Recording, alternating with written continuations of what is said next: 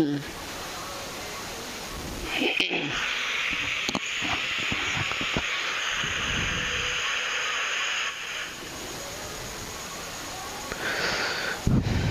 जो है बाबू आपका 100 मार्क्स हिंदी में हम पढ़ाने वाले हैं। एक कहानी, एक लेख और एक पत्र।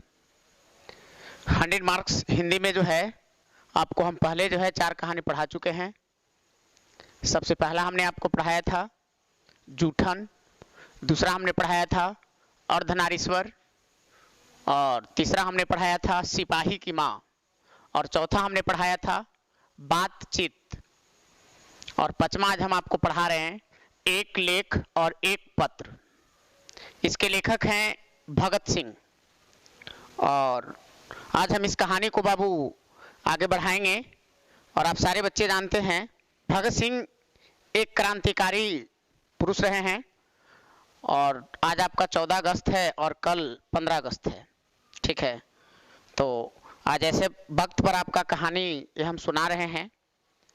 चलिए, हमने एक वीडियो में बाबू जो है भगत सिंह के जीवनी के बारे में आपको मैंने बताया था कि भगत सिंह का सफर कैसा रहा।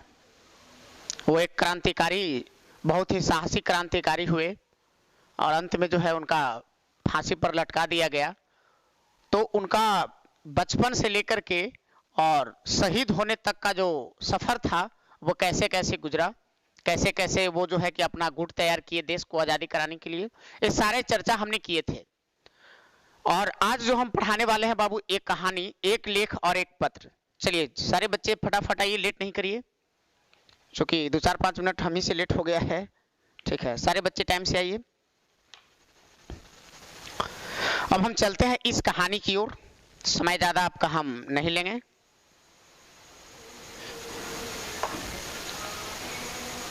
चलिए आइए कहानी को हम स्टार्ट करते हैं।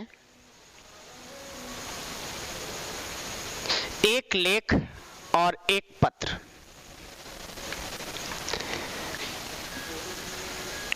एक लेख और एक पत्र।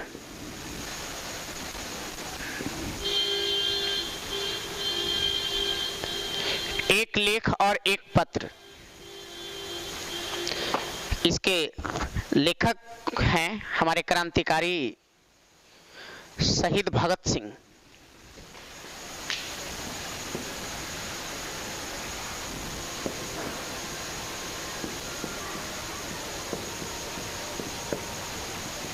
भगत सिंह, सबसे पहला चीज ध्यान दीजिए बाबू कि इससे आपका जो क्वेश्चन जो बनता है सबसे पहले तो कि आपका इनका जीवनी से बनेगा, और ऐसे हमारा बुक भी रेडी हो गया है, ठीक है।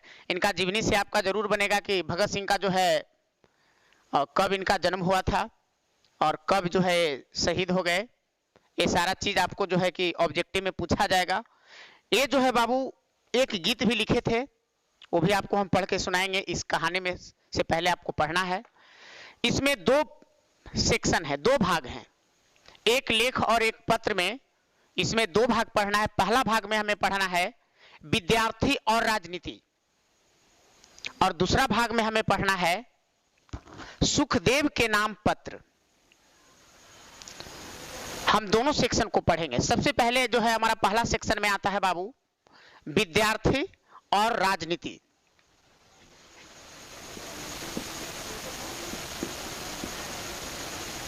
विद्यार्थी और राजनीति। पहला सेक्शन में हमारा आता है बाबू विद्यार्थी और राजनीति। इसमें हमें ये समझना है कि विद्यार्थी जीवन क्या है और क्या विद्यार्थी जीवन में राजनीति करना सही है या नहीं कर सही है। कुछ कुछ लोगों का मत है कि विद्यार्थी जीवन जो है ये राजनीति जीवन नहीं है। विद्यार्थी जीवन जो है राजनीति जीवन से जो है बिल्कुल हट के जीवन है। विद्यार्थी को सिर्फ चाहिए कि पढ़ाई करें, और इसी पर जो है शहीद भगत सिंह ने लिखा है कि विद्यार्थी को राजनीति करनी चाहिए या नहीं करनी चाहिए। इसी पर इनका जो है पहला भाग है। इनका दूसरा भाग जो है बाबू सुखदेव के नाम पत्र। सुखदेव, इसमें जो आपको पढ़ना है दूसरा सेक्शन में, वो ये पढ़ना है कि जब भगत सिंह, राजगुरु और सुखदेव जो है जब बंदी बनकर चले जाते हैं, असेंबली हॉल में बम पटकते हैं, और उसके बाद जो है वहां से जो है कि गोरे लोग, अंग्रेजी सैनिक जो होता है, अंग्रेज का फौज जो होता है, ये तीनों को अरेस्ट करके जो है जेल में डाल देता है। और तब जो है वहां जेल का इनका समय कैसा कटता है, इन लोग को ये पता होता है कि हमें फांसी होना तय है। इस बात की इन्हें जानकारी रहती है कि हम इतने बड़े काम किए हैं, हालांकि हमारे देश के लिए देशभक्ति था, लेकिन बाबू हमारे देश पर अत्याचार और शासन जो कर रहा था, गोरे लोगों का शासन था, अंग्रेजों का शासन था। ये हमारे नजर में और आपके नजर में एक शहीद थे, एक क्रांतिकारी पुरुष थे, लेकिन अंग्रेज के नजर में ये एक आतंकवादी थे। अंग्रेज के विरोध में खड़ा हुए, इसलिए करके अंग्रेज जो है आज भी इन्हें आतंकवादी ही कहता है। और वहां जो पढ़ाया जाता है आज भी, इंग्लैंड में हिस्ट्री वगैरह जो भी हो, उसमें जो है भगत सिंह को शहीद का दर्जा नहीं दिया गया है। उसमें भगत सिंह को क्रांतिकारी पुरुष नहीं कहा गया है। उसमें जो है भगत सिंह को, चंद्रशेखर आजाद को, राजगुरु को, सुखदेव को, ये सब को जो है सबको कहा गया है बाबू कि ये सब जो है क्रांतिकारी नहीं या शहीद नहीं, ये सब का दर्जा नहीं मिला। ये लोग को एक आतंकवादी बता दिया गया कि एक आतंकवादी थे जो अंग्रेज को भारत पर शासन सही ढंग से करने नहीं दिए। तो उन्होंने जो है जब जेल बंदी गृह में थे बाबू, तब उन्होंने लिखे थे सुखदेव के नाम पत्र। हालांकि एक बात आपको बताएंगे तो बड़ा आश्चर्य होगा कि क्या क्रांतिकारी पुरुष जो थे, क्या बेचारे ऐसे इतना कष्ट कर करके जो है हमारे देश का आजाद कराए। जहां वो लोग बम बनाते थे, जहां बम रखते थे, बम गृह, बम बना करके जहां मिसाइल वगैरह सब रखते थे, वहां पर 10 लोग, 5 लोग, 20 लोग, 25 लोग का जो है इकट्ठा जो है वहां भीड़ रहा करता था। और जहां गुट बनती थी, वहां पर एक बात ये लोग के मन में खटकता था कि गोरे लोगों के हाथ में नहीं आना है। गोरे लोग कहा गया बाबू अंग्रेज को, या उसी को फिरंगी भी कहा जाता है। कहीं कहीं आपका इसमें वर्ड चर्चा मिलेगा फिरंगी। तो इन लोग का एक कहना था कि हम अंग्रेजों को हाथ में नहीं आएंगे, फिरंगियों को हाथ में नहीं आएंगे। और ये लोग जो है बाबू, जितने भी क्रांतिकारी युवक थे, ये सारे के सारे जो है विष रखा करते थे, जहर, पॉइजन। और इनका ये मानना था कि जब हम चारों तरफ से घिर जाएंगे, चारों तरफ से हमें अंग्रेजी सैनिक घेर लेगा और हमें भागने का कोई रास्ता नहीं रहेगा, कोई रास्ता हमें नहीं दिखाई देगी, तो उस दरमियान हम अंग्रेज के हाथ में जाने से बढ़िया ये हम पसंद करेंगे, बेहतर पसंद करेंगे कि हम उस जहर को खाकर जो है अपने प्राण को त्याग देंगे।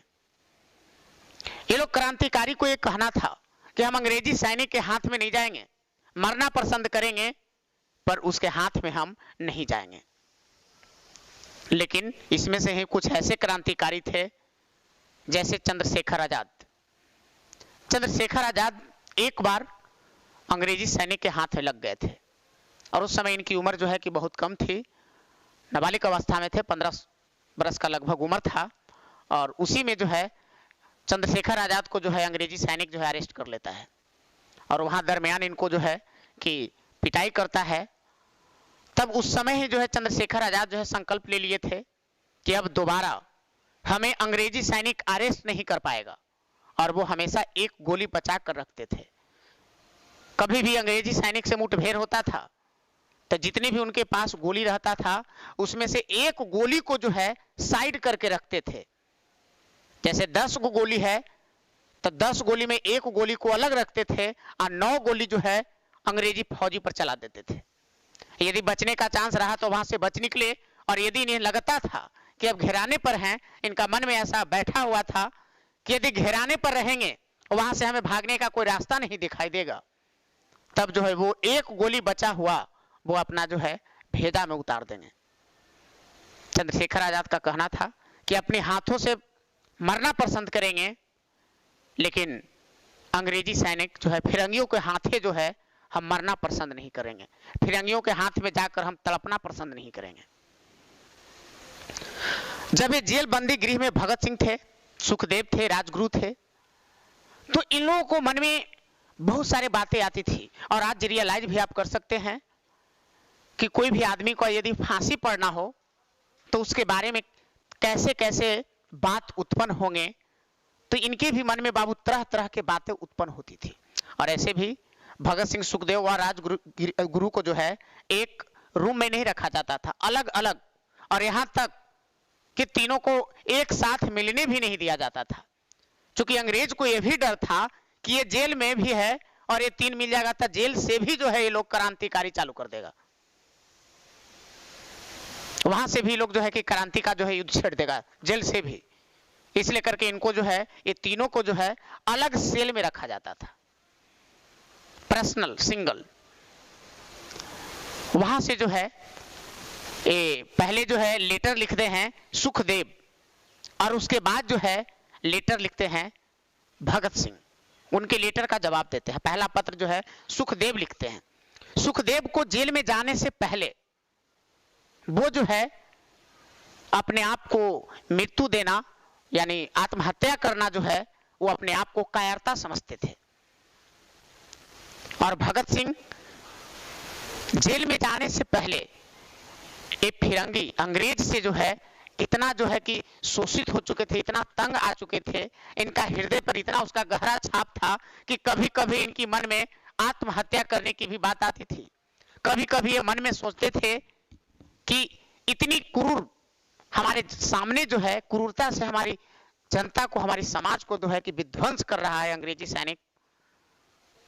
भगत सिंह का ऐसा लगता था कि हम कुछ नहीं कर पा रहे हैं, इससे बेटर है कि हम अपने आप को आत्महत्या कर लें, ऐसे दृश्य न देखना पड़े, इससे कहीं अच्छा रहेगा कि हम अपने आप को जो है आत्महत्या कर लें। और कई बार ये बात उनकी मन में आती थी, लेकिन जब जेल से बाहर थे सुखदेव और भगत सिंह, तो भगत सिंह के मन में आती थी कि हम आत्महत्या कर लें, ऐसा दृश्य मुझे देखना न पड़ेगा। लेकिन सुखदेव जो है भगत सिंह को समझाते थे कि आत्महत्या करना यह एक कायरता होगी, जो हम लोग ठान लिए हैं कि फिरंगियों यानी अंग्रेजों को मुंह पर तमाचा मारेंगे, ये उसके मुंह पर तमाचा नहीं लगेगी, ये हमारे ही उल्टी लग जाएगी। इस चीज का जो है सुखदेव जो है सख्त विरोधी थे। लेकिन जब जेल में चले गए तो ये बात इनकी पलट गई। अब जेल में जाने के बाद सुखदेव को ऐसा लगता था कि आत्महत्या कर लें, और जेल में जाने के बाद भगत सिंह का वहां जो है बाबू मनोवृत्ति बदल गई थी, उनका मन का भावना बदल गया था। जो भगत सिंह जो है जेल के बाहर सोचते थे कि आत्महत्या कर लेंगे, लेकिन जेल में जाने के बाद भगत सिंह का वहां जो है कुछ और ही जो है मन में होने लगा, और सुखदेव का मन वहां बदल गया। भगत सिंह सोचते थे कि आज हमें देश के युवाओं को जगाने का मौका मिला है, देश के लिए कुछ कर गुजारने का मौका मिला है। सुखदेव को जो है जेल का जिंदगी जो है घुटन सी लगती थी। सुखदेव चाहते थे कि आत्महत्या कर लें, इस घुटन जिंदगी से अच्छा है कि हम आत्महत्या कर लेते। और इसी को जो है सुखदेव को ही समझाने के क्रम में जो है भगत सिंह एक लेटर लिखे हैं, पत्र लिखे हैं। उसी पत्र को जो है बाबू इसमें आपको पढ़ना है, सुखदेव के नाम पत्र, और ये काफी आपका विस्तृत पढ़ना है। हम पहले आपको इसका पहला सेक्शन स्टार्ट करते हैं, विद्यार्थी और राजनीति। सबसे पहला चीज आप समझिए, राजनीति क्या है।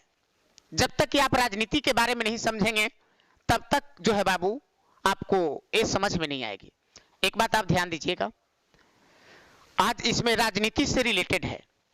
आज इस बुक में जो भी कहानी है बाबू ये राजनीति है, और आज जो हम पढ़ाएंगे इसमें जो है बाबू आपको कुछ ऐसी भी बात बताया जाएगा जो हो सकता है कि आपकी पर्सनल पार्टी से आपका जो है कि कुछ उद्देश्य रहा हो। जैसे बहुत सारे बच्चे जो हैं, हमारे देश में बहुत सारी पार्टियां हैं, कांग्रेस है, बीजेपी है, राजद है, जदयू है, लोजपा है, रालोसपा है, बहुत सारी पार्टी है, सपा है, बसपा है, बहुत सारी पार्टी है। तो ये राजनीति जो है बाबू ये पार्टी ही सबसे पहला चीज। अब हम इसमें से जो है जिसका जो थोड़ा सा हमें यूज आएगा, जहां पर हमें एग्जाम्पल देने की बारी आएगी, तो हम किसी न किसी पार्टी का हम एग्जाम्पल देंगे।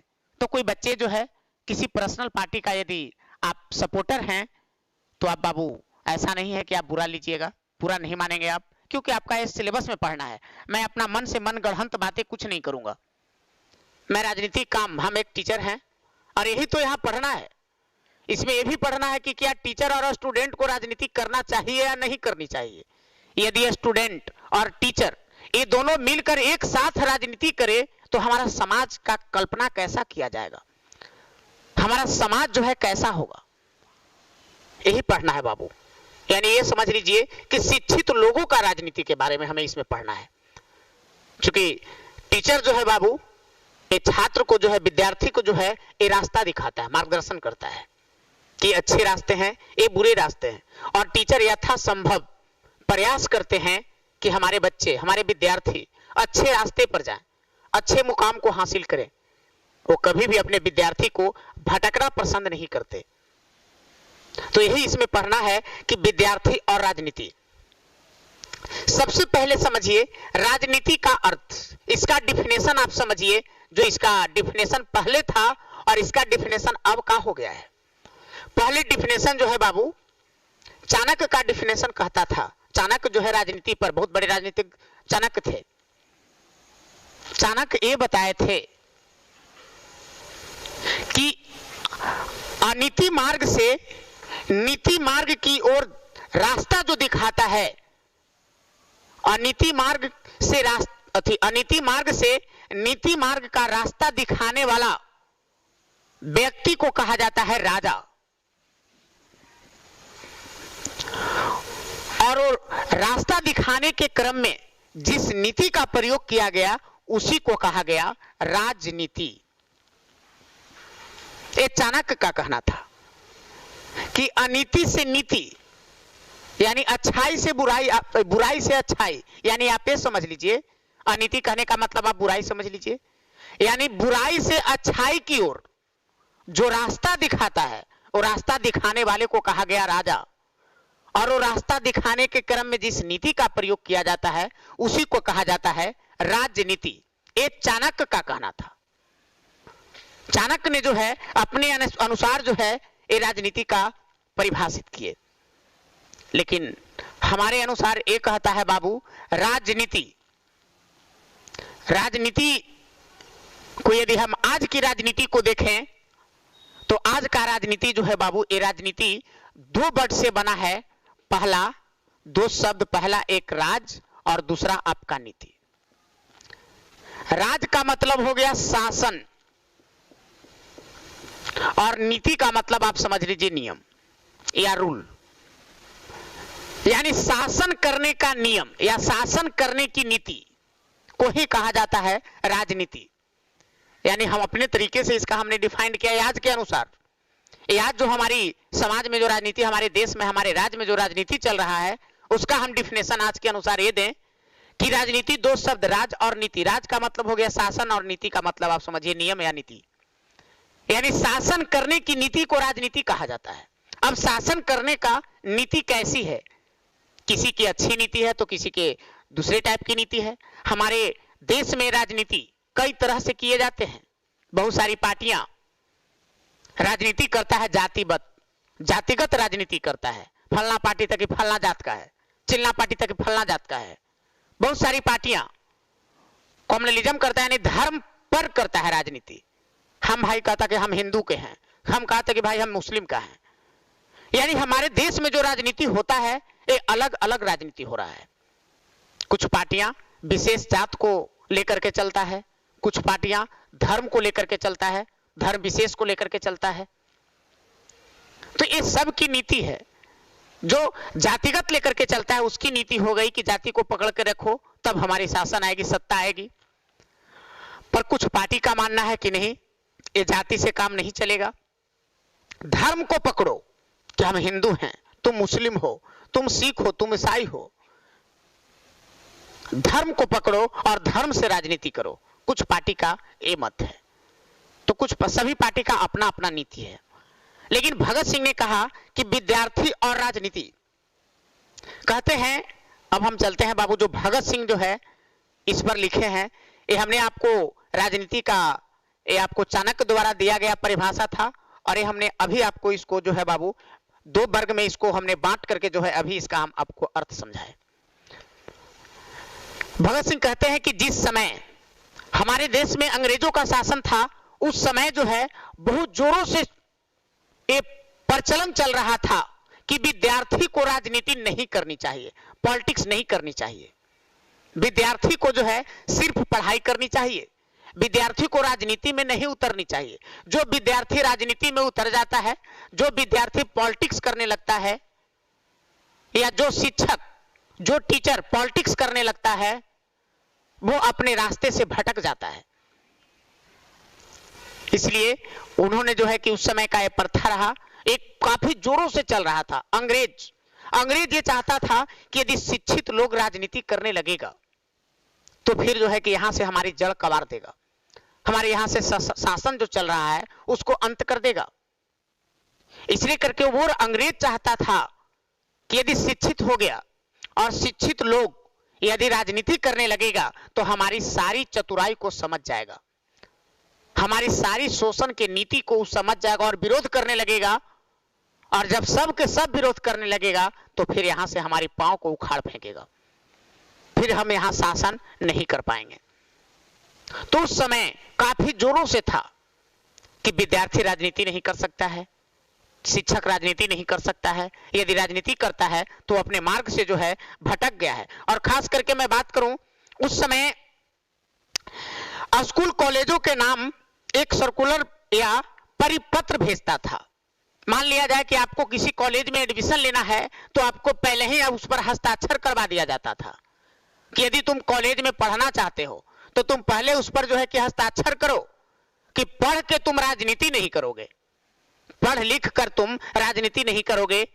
यदि तुम इस पर साइन करोगे तब तुमको कॉलेज में पढ़ने दिया जाएगा, और यदि साइन नहीं करोगे तब तुमको पढ़ने दिया नहीं जाएगा। यदि आपके मन में ऐसी विचार आती है कि हम पढ़कर राजनीति करेंगे, तब उस समय कॉलेज में आपको पढ़ने की अनुमति नहीं दी जाएगी। एक समय, उसी समय जो है विद्यार्थी सभा की ओर से जो है विद्यार्थी सप्ताह मनाया जा रहा था। उसमें जो है कि 2 टीचर आए थे। एक टीचर का नाम था अब्दुल कादर,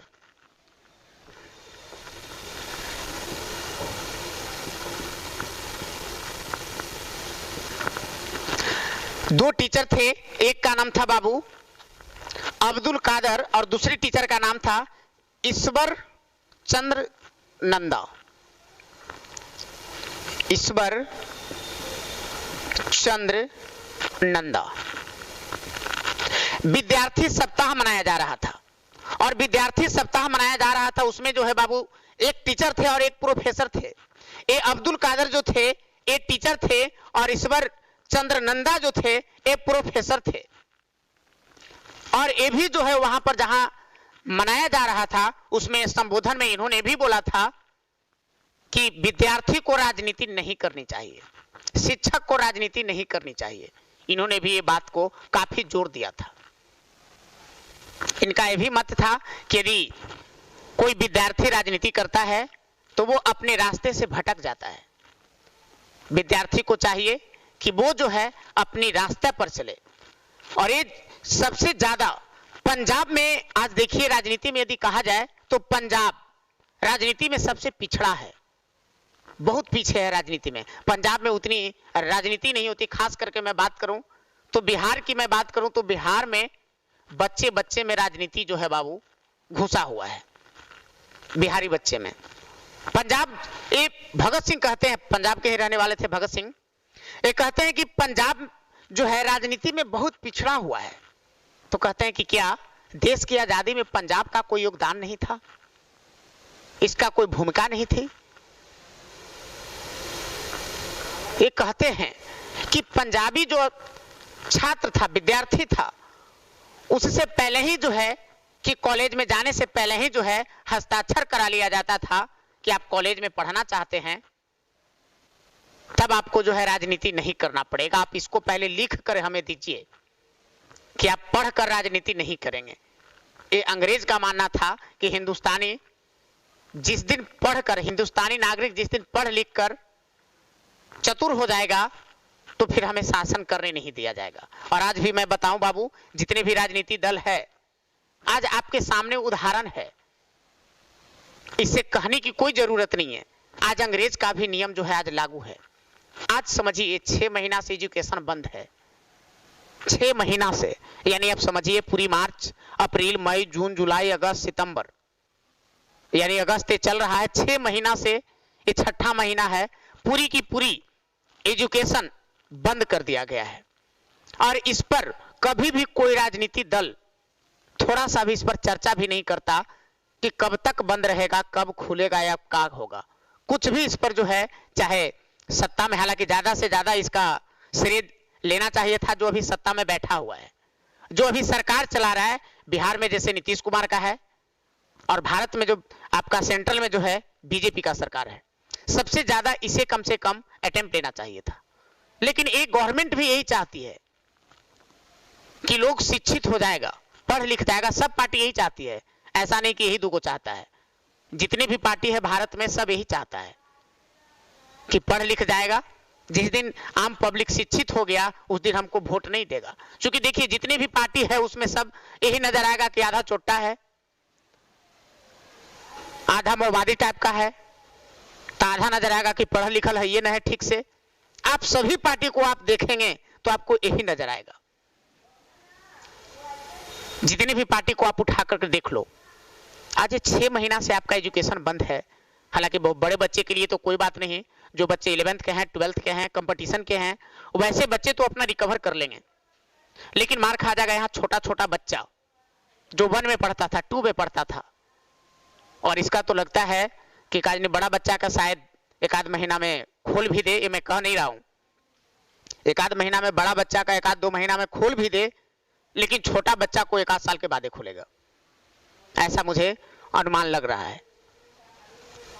सबसे ज्यादा इसमें जो है बाबू मर जाएगा छोटा स्टूडेंट जो 1 में, 2 में, इस सब में पढ़ता था, 4 में, 5 में, क्योंकि वो सब बच्चा जो है घर पे बैठ के ठीक से पढ़ भी नहीं रहा है। सबसे बड़ी बात यह है। तो पंजाब, इनका भगत सिंह का कहना था कि पंजाब जो है राजनीति के क्षेत्र में पिछड़ा हुआ है, काफी पिछड़ा हुआ है।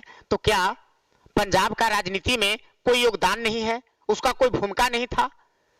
क्या देश को आजाद कराने में पंजाब का कोई भूमिका नहीं थी? इसी वजह से क्या पंजाब पिछड़ा हुआ है? तो भगत सिंह कहते हैं कि ऐसी बात नहीं है, पंजाब ने भी जो है देश की आजादी के लिए जो है उतना ही कुर्बानियां दी जितना अन्य राज्यों ने दिया। लेकिन फिर भी पंजाब को पिछड़ा होने का कारण है कि वहां के जो शिक्षा मंत्री थे वो बुद्धू थे, वो जो है चतुर नहीं थे, बुद्धू थे। इस लेकर के जो है ऐसे नियम पारित करवा दिया गया और वहां को जो है युवाओं को जो है राजनीति से काफी दूर घसीट दिया गया, काफी दूर फेंक दिया गया। ये कहते हैं कि विद्यार्थी का मुख्य रूप जो है, मुख्य रूप से उसे पढ़ाई ही है, पढ़ाई ही करनी चाहिए। ये सही बात है कि विद्यार्थी को पढ़ाई ही करनी चाहिए, लेकिन आप पढ़ाई करके जो है आप सरकारी क्लर्कियर बन करके आप अपनी जिंदगी गुजार देंगे, सरकारी एक छोटा मोटा नौकरी करेंगे और आप अपनी जिंदगी गुजार देंगे। आपने तपस्या किया, मेहनत किया, आपके पास इतनी ज्ञान है और आप एक जो है सरकारी नौकर बन के बैठे रहेंगे और आप पर वैसे लोग शासन करेगा, वैसे लोग हुकूमत जताएगा जो आप, वो जो है ठीक से शिक्षित नहीं है, अनपढ़ है। जैसे आज बिहार की बात करें, आप समझिए बिहार का जो शिक्षा मंत्री है वो ठीक से पढ़ा लिखा नहीं, दारू पी के पड़ल रहता है।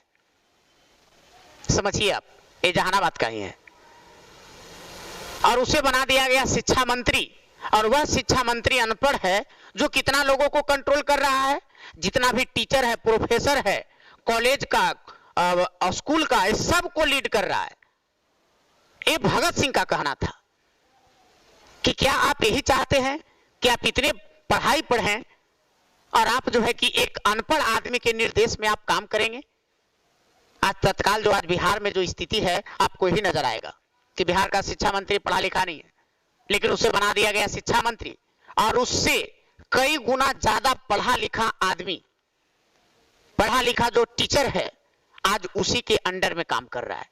यदि वह अनपढ़ आदमी कहेगा कि आज आपका कॉलेज बंद तो बंद, चालू तो चालू, सोचिए फिर पढ़ने का क्या वैल्यू रह गया, पढ़ने का महत्व क्या रह गया, पढ़ाई का महत्व क्या रह गया? तब तो फिर लोगों को मन में ये आ जाएगा कि पढ़ाई लिखाई से कोई फायदा नहीं। चूंकि अनपढ़ आदमी जब उतना पोस्ट पर चला गया, अब पढ़ा लिखा अभी नीचे लटका हुआ है, तो लोगों के मन में तो ये बातें आएगी ना कि पढ़ाई लिखाई से कोई फायदा नहीं है, अनपढ़ बनो, राजनीति करो और पोस्ट पर चले जाओ। और आज भी हमारे हिंदुस्तान का ये दुर्भाग्य है कि राजनीति करने के लिए कोई शिक्षा की जरूरी नहीं है, कोई कंडीशन नहीं है। आप समझिए, हमारे देश को चलाएगा शिक्षा मंत्री बनेगा, मानव संसाधन मंत्री बनेगा, कोई जो है गृह मंत्री बनेगा, कोई विदेश मंत्री बनेगा। इसके लिए कोई कंडीशन नहीं है कि आपको जो है ग्रेजुएशन होना चाहिए या आईएससी पास होना चाहिए या मैट्रिक पास होना चाहिए या एमएससी पास होना चाहिए। इसके लिए कोई कंडीशन नहीं है। लेकिन उतना बड़ा पोस्ट पर आप जा सकते हैं, आप गृह मंत्री बन सकते हैं, आप कोई भी मंत्री का पोस्ट हासिल कर सकते हैं, रेल मंत्री बन सकते हैं, आप कोई मंत्री बन सकते हैं। लेकिन इसके लिए शिक्षा कोई कंपलसरी नहीं है। आप पढ़े लिखे हैं या नहीं हैं, इससे कोई मतलब नहीं करता है। पता ना हमारा संविधान कैसा लिख दिया गया। और एक छोटी सी यदि आप नौकरी पाना चाहते हैं, जैसे बिहार पुलिस को ही ले लो तुम, उसमें तुमको कंपलसरी कर दिया मैट्रिक पास होना चाहिए। ग्रुप डी ले लो, उसमें भी तुम्हारा डिग्री कंपलसरी कर दिया है कि मैट्रिक पास होना चाहिए। यदि मैट्रिक पास नहीं हो तो तुम ग्रुप डी का नौकरी नहीं कर सकते हो। लेकिन उतना बड़ा पोस्ट तुम ले सकते हो, चाहे तू अनपढ़ रहो चाहे पढ़ रहो, कोई फर्क नहीं। आप समझिए। तो ये भगत सिंह का कहना था कि जो पढ़े लिखे लोग नहीं हैं वो इतना बड़ा लीड करेंगे और हम लोग पढ़ लिख करके मात्र एक सरकारी नौकर बन के रह जाएंगे। हमारी यही लाइफ में लिखा हुआ है, यही हमारी जिंदगी है। और ये रियली आपको नजर आएगा, जब बढ़िया से आप सोचोगे तो आपको नजर आएगा कि पढ़े लिखे लोग, आज आपको रियलिटी बात ये भी है, हमारे देश के जो प्रधानमंत्री हैं उनका खुद ही डिग्री का पता नहीं है कि कितना तक वो पढ़े लिखे हैं, लेकिन फिर भी वो देश का आज प्रधानमंत्री बने हुए हैं। आप सोचो, ये पूरे भारत को लीड कर रहे हैं। उनके अंडर में न जाने कितना आईएएस कितना आईपीएस है। प्रधानमंत्री जो हमारे देश को चला रहे हैं ये हमें पता नहीं। इससे पहले प्रधानमंत्री डॉक्टर मनमोहन सिंह थे, उनके बारे में पता था कि वो बहुत अच्छे विद्वान थे। उनका लेक्चर विदेश में चलता था, उनका लिखा हुआ किताब विदेश में चलता था, वो बहुत बड़े विद्वान थे। लेकिन आज जो हमारे वर्तमान समय में जो आज हमारे प्रधानमंत्री हैं नरेंद्र मोदी, ये कितने तक पढ़े हुए हैं इस बात की कोई जानकारी नहीं है। लेकिन इस बात से आप अंदाजा लगा सकते हैं कि हमारे देश के प्रधानमंत्री बोले थे कि हम 13-14 साल में जाके सन्यासी धारण कर लिए थे, सन्यास बन गए थे। इसका मतलब आप 13-14 साल के बाद आप पढ़ाई नहीं किए, आप 13-14 साल में लेकर 8वां-9वां में रहता है, इससे ज्यादा नहीं आप पढ़े हुए हैं। क्योंकि इसके बाद आप सन्यास धारण कर रहे थे तो आप डिग्री कहां से लिए?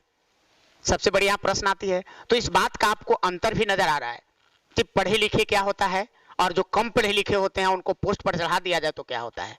इससे पहले भले डॉक्टर मनमोहन सिंह को खूब सब जो है शिकायत किया, लेकिन ये अलग सी बात है। लेकिन वो बहुत बड़े विद्वान थे, अर्थशास्त्री थे। पूरे वर्ल्ड में इतना बड़ा इकोनॉमिकल क्राइसिस आई थी, लेकिन भारत में नहीं आया था। जब मनमोहन सिंह थे तो यहाँ जो है आर्थिक मंदी भारत को टच भी नहीं किया था। और आज तो पूरी तो पहले तो कि 6 महीना से पूरी सिस्टम बंद है। इसके बाद जखनी खुलेगा बाबू मार्केट तो महामारी चलेगी। बेरोजगारी का जो है कि इतना बड़ा जो है आर्थिक मंदी टूट पड़ेगा कि लोग इसको बैलेंस नहीं कर पाएगा। समझ गए? तो ये हमारे भगत सिंह कहते हैं कि राजनीति आप पता है ऐसा संविधान हमारा भारत में कैसे बना दिया गया कि इसके लिए कोई डिग्री नहीं है। आपका डिग्री का जरूरत नहीं। आप प्रधानमंत्री बनना चाहते हो, इसके लिए कोई डिग्री नहीं। गृह मंत्री बनना चाहते हो, कोई डिग्री नहीं। तुम अनपढ़ हो फिर भी बन सकते हो, बस जीत के आ जाओ। ये हमारे संविधान में है। तुम मुख्यमंत्री बनना चाहते हो, बन जाओ, कोई दिक्कत नहीं है। सिर्फ तुम जीत के आ जाओ, तुम्हारी बहुमत होनी चाहिए। पढ़े लिखे से कोई जरूरत नहीं है। तुम 5वां पास भी है फिर भी मुख्यमंत्री बन जाओगे, कोई दिक्कत नहीं। आप सोचिए कि ऐसे ऐसे लोगों को यदि शिक्षा मंत्री बना दिया जाए तो हम कैसी शिक्षा की कल्पना करेंगे? एक कल्पना आप भी कर सकते हैं बाबू कि कैसी शिक्षा आ सकती है। आज हमारी बिहार की शिक्षा व्यवस्था के बारे में तुम खुद ही अवगत हो कि यदि प्राइवेट संस्थान नहीं होती तो ना जाने हमारे बिहार का शिक्षा कहां चला जाता। आप सोचिए कि जब भी बच्चा मैट्रिक टॉप करता है, आईएससी टॉप करता है, तो कोई कोचिंग से करता है टॉप, लेकिन कोचिंग वाला का नाम नहीं दिया जाता, हाई स्कूल का नाम दे दिया जाता है कि फलना हाई स्कूल से टॉप किया मैट्रिक। और हाई स्कूल में कितनी पढ़ाई होती है तो आप सारे बच्चे जानते हैं, ठीक है। लेकिन खैर कहिए कि प्राइवेट एजुकेशन यहाँ है कि शिक्षा बचा हुआ है। आज समझिए 6 महीना से आपका बंद है, आपके बारे में सरकार नहीं सोचेगी कि आपका सिलेबस क्या होगा न होगा, इसको क्या होगा, खुलेगा तो प्राइवेट टीचर ही, सरकारी टीचर कुछ नहीं सोचेगा, हाई स्कूल वाला चाहे कॉलेज वाला, प्राइवेट टीचर ही इस पर दिमाग लगाएगा कि 6 महीना से जो इस बच्चा का जो है पढ़ाई बंद है, इसको मेंटेन कैसे कराएं, 6 महीना से जो इसका पढ़ाई नहीं चल रही, इसका सिलेबस को हम पूर्ति कैसे कराएं।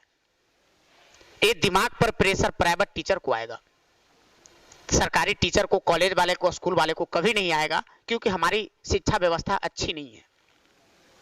और जब हमारे शिक्षा मंत्री ही पढ़े लिखे नहीं है तो फिर शिक्षा का क्या यहाँ का स्थिति रहेगा, ये आप भी समझ सकते हैं। और क्या यहाँ का भी प्रेजेंट टाइम व्यवस्था है, तुम भी समझ रहे हो। जब देखो, जब यहाँ जो है कि क्वेश्चन लीक हो जाता है, बिहार पुलिस के एग्जाम हुआ तो क्वेश्चन पहले ही आउट, बिहार एसएससी हुआ क्वेश्चन पहले ही आउट, टीटी का एग्जाम हुआ क्वेश्चन पहले ही आउट। ये हमारी शिक्षा व्यवस्था है।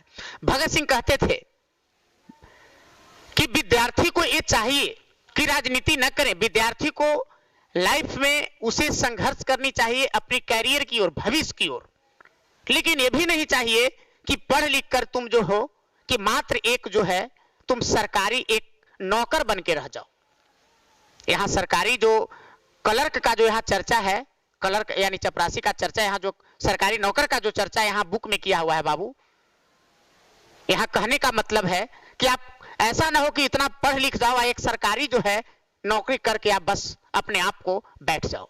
ये कहते हैं कि नहीं, यदि सभी लोग ये मानने लगता तो आज हमारा देश आजाद नहीं होता। ये कहते हैं कि हमारे समाज में बुजुर्ग लोग, जो बुजुर्ग हो गए थे, वो देश की आजादी के लिए कुछ नहीं कर सकते थे, क्योंकि उनका जो है उस समय उम्र नहीं है। जो नौजवान यानी जो युवा अवस्था में थे, जो पारिवारिक मोह माया बंधन से बंध गए, बंधन का मतलब हो गया शादी विवाह, जो शादी विवाह से बंध गए, शादी विवाह के बंधनों में जो बंध गए, वो भी जो है देश के लिए कुछ नहीं कर सकते, देश की आजादी के लिए भूमिका नहीं निभा सकते। देश के आजादी कराने के लिए जो है नौजवान युवा विद्यार्थी ही करा सकता है। और भगत सिंह एग्जाम्पल भी देते हैं कि इंग्लैंड भी पहले गुलाम था, लेकिन इंग्लैंड को आजादी कराने में, आजाद दिलाने में, आजाद कराने में जो है वहां का स्टूडेंट का सबसे बड़ा भूमिका, अहम भूमिका रहा। तो कहते हैं भगत सिंह की क्या, जिस प्रकार से इंग्लैंड को आजाद करा दिया गया, वहां के विद्यार्थी जो है संघर्ष किया, अपने देश के लिए लड़ा, अपने देश के मिट्टी के लिए मर मिट गया और अंततः अपने देश को आजाद करा लिया। तो कहते हैं कि क्या हमारे भारत के ऐसे विद्यार्थी नहीं हो सकते जो आज हमारा देश एक गुलाम है? क्या उस तरीके का यहां विद्यार्थी काम नहीं कर सकता है जो देश को आजाद कराए? और ये कहते हैं कि इंग्लैंड ही नहीं, ये रूस का भी एग्जाम्पल देते हैं कि रूस में भी जो है वहां हुआ था कि बंदियों पर काफी अत्याचार किया गया था, और वहां भी जो है नौजवान विद्यार्थी ही जो है कि वहां का रूस में क्रांति लाया और वहां जो है कि आजाद उसे भी कराया।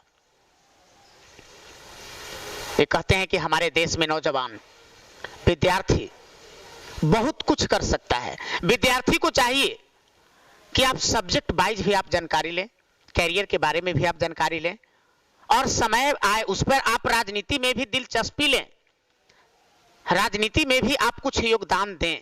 यदि देश पर ऐसा समय आ जाए, ऐसा समस्या आ जाए, तो आप देश के लिए मर मिटने के लिए तैयार हो जाइए, देश के लिए मर मिटने के लिए आप खुद पढ़िए। कहते हैं कि बुजुर्ग लोग नहीं दे सकता, जो गृहस्थी जीवन में आ गया वो कभी भी अपना बलिदान नहीं दे सकता, क्योंकि उसके परिवार हो जाएगा, पत्नी हो जाएगा, छोटा छोटा बाल बच्चा हो जाएगा, तो वो वही मोह माया जाल में फंस गया। ये भगत सिंह कहते हैं कि जो शादी हो गया, ऐसा बंधन में जो बंध गया, वो कभी भी अपने आप को जो है न्यौछावर नहीं कर सकता है देश के लिए। मर मिटने की कसम नहीं ले सकता है, क्योंकि वो एक बंधन में बंध गया। इसके पीछे उसका परिवार का बंधन है, पत्नी है, छोटे छोटे बच्चे हैं। उसे याद आएगा कि जब हम चले जाएंगे तो हमारी पत्नी का क्या होगा, हमारे बच्चे का क्या होगा। भगत सिंह कहते हैं कि ऐसे कामों के लिए आपको बंधन में बंधना नहीं है। विद्यार्थी ही ऐसे कामों के लिए सही माना जाएगा। इसलिए विद्यार्थी को दोनों प्रकार की पढ़ाई लेनी चाहिए, शिक्षा भी लेनी चाहिए और राजनीति शिक्षा भी लेनी चाहिए। इनका दूसरा जो सेक्शन हम लेकर के चलते हैं बाबू, दूसरा सेक्शन इनका बहुत, पहला सेक्शन हमने आपको पढ़ा दिया विद्यार्थी और राजनीति। दूसरा इनका भाग कहता है, ये बहुत इंपॉर्टेंट है बाबू, सुखदेव के नाम पत्र। हालांकि उससे आपका क्वेश्चन कम आएगा जो हमने पहला सेक्शन पढ़ाया, दूसरा सेक्शन से क्वेश्चन ज्यादा आएगा। और हम इनका पत्र जो लेटर है, हम लाइन बाय लाइन लेटर पढ़ाएंगे बाबू, पढ़ के बताएंगे, क्योंकि डायरेक्ट आपको हम सुना देंगे तो इनका पत्र हो सकता है कि कुछ बात हम छूट जाए हमसे, कुछ ऐसी बात इन्होंने पत्र में बताया जो आपको हम नहीं बता पाए। इसलिए करके लाइन बाय लाइन इनका पत्र को हम पढ़ करके सुनाएंगे। आप कंटिन्यू बने रहिए, ज्यादा समय नहीं लेंगे हम, बहुत तो ज्यादा इनका लेटर लंबा नहीं है। चलिए, इस सुखदेव के नाम पत्र भगत सिंह लिखते हैं, कहते हैं कि प्रिय भाई, मैंने आपके पत्र को बार बार ध्यान पूर्वक पढ़ा और मैं अनुभव करता हूं कि बदली हुई परिस्थितियों में हम पर अलग अलग प्रभाव डाला है। जिन बातों से जेल के बाहर घृणा करते थे वे आपके लिए जब अनिवार्य हो चुकी है, अब अनिवार्य हो चुकी है। इसी प्रकार मैं जेल से बाहर जिन बातों का विशेष रूप से समर्थन करता था वे अब मेरे लिए विशेष महत्व नहीं रखता है। ये भगत सिंह कहते हैं। भगत सिंह अपना पत्र लिखने से पहले सुखदेव के पत्र को जो है काफी ध्यान पूर्वक बार बार पढ़े थे और तब ये कहते हैं भगत सिंह कि मेरे प्रिय भाई, हम आपके पत्र को बार बार ध्यान से हमने पढ़ा और आपके पत्र से हमने ये पाया कि आज बदली हुई परिस्थिति में, आज जब हम लोग जेल चले आए, एक परिस्थिति वो थी जब हम जेल से बाहर थे और आज परिस्थिति ये है कि अब हम जेल के अंदर हैं। जब जेल के बाहर थे तो परिस्थिति हमारी प्रतिकूल थी और आज जेल के अंदर चले आए तो हमारी परिस्थिति विपरीत हो गई। तो यही कह रहे हैं कि बदली हुई परिस्थितियों में आपका जो है अंदाज भी बदल गया है। ये कहते हैं भगत सिंह कि बदली हुई परिस्थिति में हम अलग अलग हम पर जो है अलग अलग प्रभाव डाला है। जिन बातों से जेल के बाहर हम घृणा करते थे, आज जेल के अंदर हम उसी बात को समर्थन करते हैं। और भगत सिंह कहते हैं कि जिन बातों को आप, यानी सुखदेव को कहते हैं भगत सिंह की, जिन बातों को आप जेल से बाहर विरोध करते थे, आज आप उसी बात को आप समर्थन कर रहे हैं। फिर आगे कहते हैं कि उदाहरण के लिए मैं एक व्यक्तिगत प्रेम को विशेष रूप से मानने वाला था, परंतु अब इस भावना का मेरे हृदय एवं मस्तिष्क में कोई विशेष स्थान नहीं रहा। बाहर आप इसके कड़े विरोधी थे, परंतु इस संबंध में अब आपके विचार में भारी परिवर्तन एवं क्रांति आ चुकी है।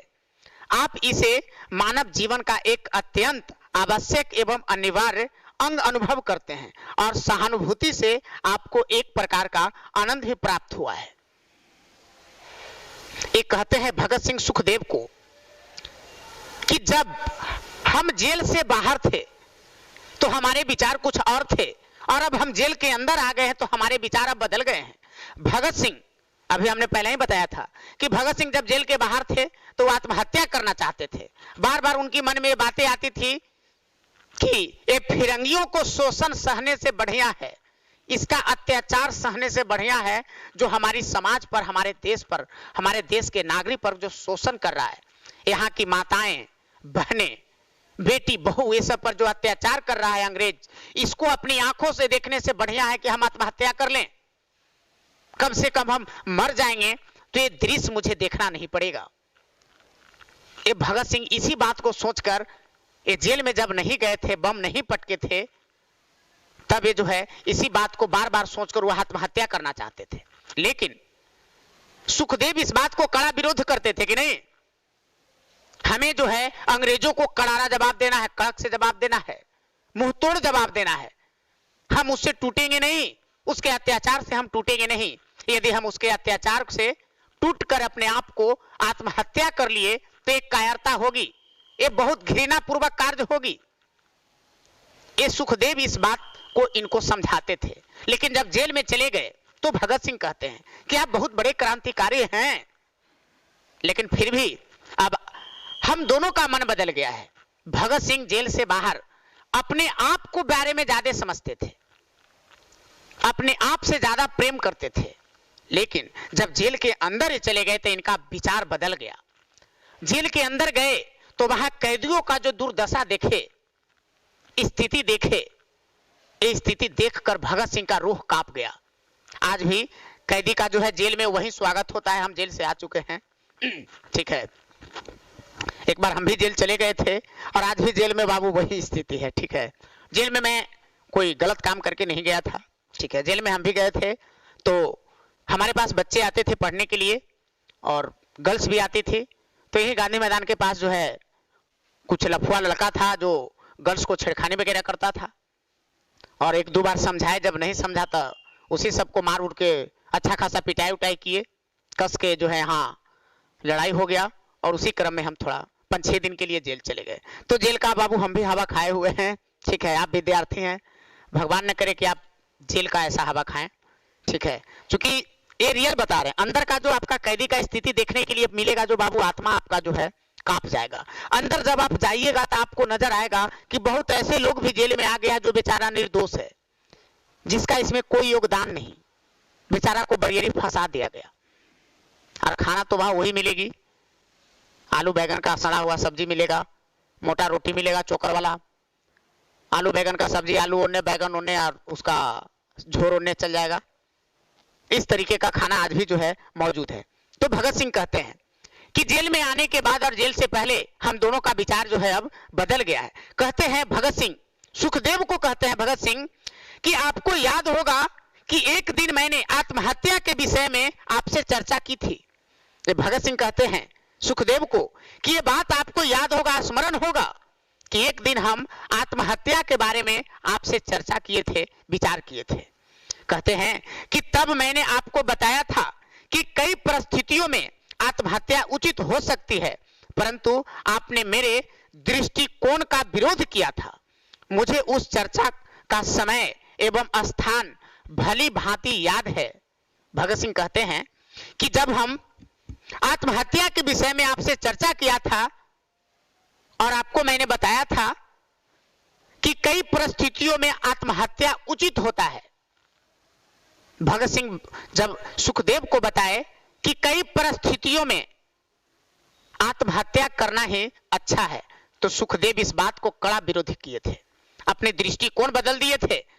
और ये कहते हैं कि वो स्थान भी आपको याद होगा, हमारी यह बात शहंशाही कुटिया, जिस कुटिया में हमारे देश को आजाद कराने के लिए ये लोग संगठन चलाते थे, जिस कुटिया में रहकर वहां से क्रांतिकारी लोग जो है कि संगठन का संचालन करते थे, उस कुटिया का नाम था बाबू शहंशाही कुटिया। कहते हैं कि शहंशाही कुटिया में शाम के समय हुई थी। आपने मजाक के रूप में हंसते हुए कहा था कि इस प्रकार की कायरता का कार्य कभी उचित नहीं माना जा सकता। आपने कहा था कि इस प्रकार का कार्य भयानक और घृणित है, परंतु इस विषय पर भी मैं देखता हूं कि आपकी राय बिल्कुल बदल चुकी है। ये भगत सिंह कहते हैं कि जब हम आत्महत्या के बारे में कहते थे तब जो है आप हमें कहते थे कि ये कायरता काम है, ये घृणापूर्वक काम है, ये अच्छी काम नहीं है। लेकिन भगत सिंह कहते हैं कि लेकिन अब आपका भी दृष्टिकोण बदल चुका है, अब आपका भी मनोस्थिति बदल चुका है। कहते हैं कि अब आप उसे कुछ अवस्थाओं में न केवल उचित वरन अनिवार्य एवं आवश्यक आप अनुभव करते हैं। कह रहे हैं भगत सिंह कि अब आप भी मानने लगे हैं कि किसी सिचुएशन के अनुसार, किसी परिस्थिति के अनुसार यह उचित माना जा सकता है। आत्महत्या जो है उचित माना जा सकता है परिस्थिति के अनुसार। ये कहते हैं कि मेरी इस विषय में अब वही राय है जो पहले आपकी थी, अर्थात आत्महत्या एक घृणित अपराध है। यह पूर्णतः कायरता का कार्य है। क्रांतिकारी का तो कहना ही क्या है, कोई भी मनुष्य ऐसे कार्य को उचित नहीं ठहरा सकता। ये भगत सिंह कहते हैं कि अब हमारा राय बदल गया है। जेल से बाहर हम जो आत्महत्या करना चाहते हैं, लेकिन अब जब हम जेल चले आए हैं तो अब हम आत्महत्या करना नहीं चाहते। लेकिन अब आपकी राय बदल गई है। आप जेल से बाहर आत्महत्या करना नहीं चाहते थे, लेकिन जेल में आने के बाद अब आप जो है आत्महत्या करना चाहते हैं। लेकिन भगत सिंह कहते हैं कि यह अब हमारी राय बदल गई है। यह हम तो क्रांतिकारी हैं, साधारण व्यक्ति भी आत्महत्या करता है, फिर भी उसके लिए आत्महत्या करना उचित नहीं माना जाएगा। यह कायरता भरी काम होगी, एक घृणित कार्य होगी जो कोई व्यक्ति आत्महत्या कर लेता है। और साधारण व्यक्ति भी यदि ये काम करता है आत्महत्या करने का, अपने आप को जो है सुसाइड कर लेता है, यह भी घृणित कार्य है, कायरता कार्य है। और हम तो क्रांतिकारी हैं, हम तो अपने आप को क्रांतिकारी मानते हैं। ये भगत सिंह कहते हैं कि आप कहते हैं कि आप यह नहीं समझ सके कि केवल कष्ट सहन करने से आप अपने देश की सेवा किस प्रकार कर सकते हैं। आप जैसे व्यक्ति की ओर से ऐसा प्रश्न करना बड़े आश्चर्य की बात है। सुखदेव को एक कहना था, सुखदेव भगत सिंह को कहते हैं कि आप जो अपने आप को कष्ट इतना दे रहे हैं, क्या यही देश का सेवा करना है? तभी भगत सिंह कहते हैं, सुखदेव को कहते हैं कि ऐसे प्रश्न के आपसे हमें आशा न थी। यदि आप ऐसे प्रश्न कर रहे हैं, आप जैसे क्रांतिकारी युवा यदि इस तरीके का प्रश्न कर रहा है, तो हमें काफी अफसोस की बात है। कहते हैं भगत सिंह, क्योंकि नौजवान भारत सभा का ध्येय सेवा द्वारा कष्टों को सहन करना एवं बलिदान करना। कहते हैं कि जब हम नौजवान भारत सभा का आयोजन किया था तो उसका एक उद्देश्य था, एक ही उद्देश्य था, सेवा द्वारा कष्ट को सहन करना और बलिदान करना। कहते हैं कि जिस पार्टी का हमने गठन किया था उस पार्टी का यही तो उद्देश्य था। उस पार्टी में किसी भी युवक को शामिल करने से पहले ये बात बता दी जाती थी कि आपको यहां बहुत कष्ट सहन करना पड़ेगा, यहां तक कि ऐसी भी परिस्थिति आ सकती है कि आपको बलिदान कर देना पड़ेगा, अपने आप को देश के लिए न्यौछावर कर देना पड़ेगा। ये कहते हैं को हमने सोच समझकर कितना प्यार किया था। मैं यह समझता हूं कि आपने अधिक से अधिक संभव सेवा की। अब वह समय है कि जो कुछ आपने किया है उसके लिए कष्ट उठाएं। दूसरी बात यह है कि यही वह अवसर है जब आपको सारी जनता का नेतृत्व करना है। ये भगत सिंह कहते हैं कि हमने इतना काम किया, लेकिन अभी हम लोग सही मुकाम, सही मंजिल पर पहुंचे हैं जहां से हम सभी को नेतृत्व कर सकते हैं, सभी को लीड कर सकते हैं। आज हम ऐसी परिस्थिति में, ऐसी जगह पर पहुंच चुके हैं। फिर कहते हैं कि मानव किसी भी कार्य को उचित मानकर ही करता है। असेंबली हॉल में बम फेंके थे, ये सोच समझकर फेंके थे। ये कहते हैं कि जिस काम के लिए हमने ये कार्य किया था वो काम हमारा आज सफल होता हुआ दिखाई दे रहा है। हम असेंबली हॉल में बम इसलिए फेंका था ताकि लोग जागे, और आज वो सफल होते हुए मुझे दिखाई दे रही है। कहते हैं कि बंदी होने के समय हमारी संस्था की राजनीति, बंदियों की दशा अत्यंत दयनीय थी। हमने उसे सुधारने का प्रयास आरंभ कर दिया। मैंने आपको पूरी गंभीरता से बताता हूं कि हमें यह विश्वास था कि हम बहुत कम समय के भीतर ही मर जाएंगे। हमें उपवास की स्थिति में कृत्रिम रीति से भोजन दिए जाने का न तो ज्ञान ही था, न हमें यह विचार सूझता था। ये भगत सिंह कहते हैं कि जब हम जेल में आए थे तो यहाँ बंदियों की स्थिति अच्छी नहीं थी, यहाँ बंदियों की स्थिति काफी दयनीय थी। तो भगत सिंह कहते हैं उस समय हमने बंदियों को स्थिति सुधारने के लिए हमने वहां उपवास किया, लेकिन उपवास का हमें सही ढंग पता नहीं था। ये भगत सिंह कहते हैं कि हम तो मृत्यु के लिए तैयार थे।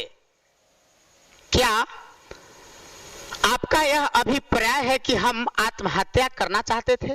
नहीं, प्रयत्नशील होना एवं श्रेष्ठ और उत्कृष्ट आदर्श के लिए जीवन दे देना कदापि आत्महत्या नहीं कही जा सकती। हमारे मित्र श्री यतीन्द्रनाथ दास की मृत्यु तो अस्पृहनीय है, क्या आप इसे आत्महत्या कहेंगे? ये कहते हैं कि हमारे ही एक साथी मित्र यतीन्द्रनाथ दास ने जो बलिदान दे दिया, क्या आप उसे आत्महत्या कहेंगे? उपवास के दौरान उनका जो मृत्यु हो गया, क्या आप उसे आत्महत्या कहेंगे? नहीं, वो देश के लिए बलिदान कर दिए अपने आप को। कहते हैं कि हमारा कष्ट सहन करना फलीभूत हुआ, यानी सफल हुआ। समस्त देश में एक विराट और सर्वव्यापी आंदोलन शुरू हो गया। हम अपने लक्ष्य में सफल हुए। इस प्रकार के संघर्ष में मरना एक आदर्श मृत्यु है। कहते हैं कि जिस कार्य के लिए, जिस काम के लिए, जिस सोच के लिए हमने ये काम किया था, वो आज सफल हुआ।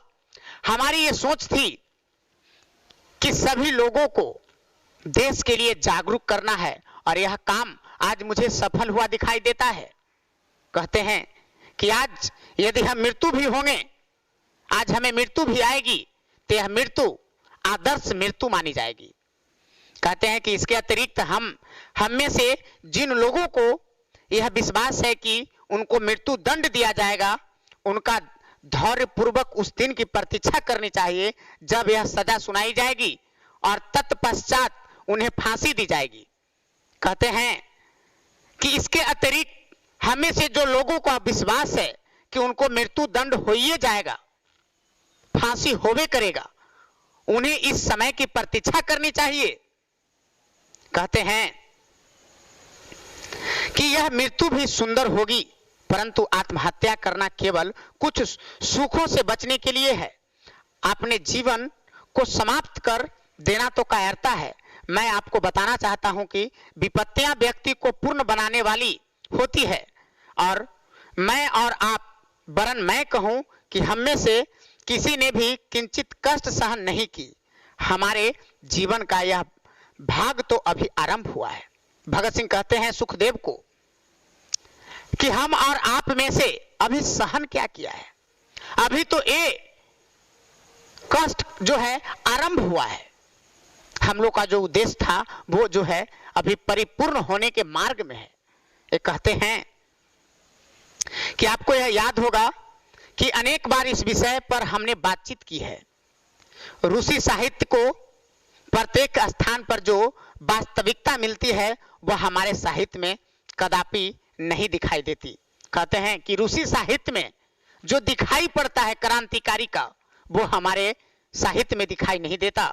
कहते हैं कि हम उनकी कहानियों में कष्टों और दुखमयी स्थितियों को बहुत पसंद करते हैं, परंतु कष्ट सहन की उस भावना को अपने भीतर अनुभव नहीं करते। कहते हैं कि रूसी साहित्य में जो क्रांतिकारी का जो कष्ट बताया जाता है, जो संघर्ष बताया जाता है, उसको पढ़कर हम लोग काफी प्रेरित होते हैं, लेकिन इस चीज को जो है हम लोग जो है सहन नहीं करते हैं। कहते हैं परंतु कष्ट सहन की उस भावना को अपने भीतर अनुभव नहीं करते हैं। हम उनके उन्माद और उनके चरित्र की असाधारण ऊंचाइयों के प्रशंसक हैं, परंतु इसके कारणों पर सोच विचार करने की कभी चिंता नहीं करते। मैं कहूंगा कि केवल विपत्तियां सहन करने की साहित्य के उल्लेख ने ही उन कहानियों में सौहार्दता, दर्द की गहरी टीस और उनके चरित्र तक साहित्य में ऊंचाई उत्पन्न की है। एक बात ध्यान दीजिए, ये जो हम पढ़ा रहे हैं, ये पत्र लाइन बाय लाइन हम इसलिए पढ़ा रहे हैं बाबू कि लंबा थोड़ी सी है, और ये पत्र को हम मुजमानिए सुनाएंगे तो कुछ ऐसी बात है जो आपको हम नहीं कह पाएंगे, उसको जो है बाबू हम सुना करके निकाल देंगे। चूंकि ये पत्र है, एक एक बात उनके साथ जो घटित घटना हो रहा है सबको जिक्र किया जा रहा है। जो उस समय उनको भावना आ रहा था सभी को इसमें चर्चा किया जा रहा है। इसलिए करके हम चाहते हैं कि ऐसे क्रांतिकारी पुरुष की जीवनी और पत्र को एक एक लाइन को बारीकियों से पढ़ा जाए। और आप सारे बच्चे कंटिन्यू जो है बाबू, हो सकता है हल्का फल्का कहीं नेटवर्क नहीं मिल रहा हो, ठीक है, क्योंकि बच्चे हट रहे हैं, जुड़ रहे हैं, ठीक है, लेकिन आप कंटिन्यू बने रहें। चलिए, हम चाहेंगे कि जितने भी बच्चे हैं, एक कहानी हमें पढ़ाने में थोड़ा और अच्छा लगेगा। जितने भी बच्चे लाइव हैं, आप इस वीडियो को लाइक करें। एक बार बाबू लाइक करो, ताकि हमें पढ़ाने में जो है थोड़ा और रुचि आए। ये देशभक्ति से ओतप्रोत कहानी है। आज जो हम लोग इतने चैन से रह रहे हैं, ऐसे क्रांतिकारी का ही बाबू देन है। और इनकी हम कहानी सुना रहे हैं, तो हम चाहते हैं कि और मार्मिक ढंग से सुनाएं और अच्छे ढंग से सुनाएं। और आप सारे बच्चे सपोर्ट करें। वीडियो अच्छा लग रहा हो तो लाइक करें। इनका पत्र जो है बाबू हम एक बारीकियों से पढ़कर आपको सुना रहे हैं, अर्थ को समझाते हुए चल रहे हैं। जो बच्चे हैं जुड़े हुए हैं, वीडियो अच्छा लग रहा हो तो लाइक करें और आप हमें बाबू सपोर्ट करें, ताकि ऐसी कहानी आपको हम काफी मार्मिक ढंग से आगे हम पढ़ाते चलें। और खास करके बाबू कल आपका जश्न मनाने का समय है, तो आप जो है इसी लेकर के इस कहानी को हम एक दिन पहले पढ़ाए। एक कहानी हम पहले भी पढ़ाते, लेकिन इसे हम इसीलिए रोक दिए थे कि एक कहानी जिन्होंने हमारे देश के लिए बलिदान दे दिया, अपने आप को देश के लिए मर मिट गए, वैसे लोगों को कहानी थोड़ा मार्मिक ढंग से बताया जाए।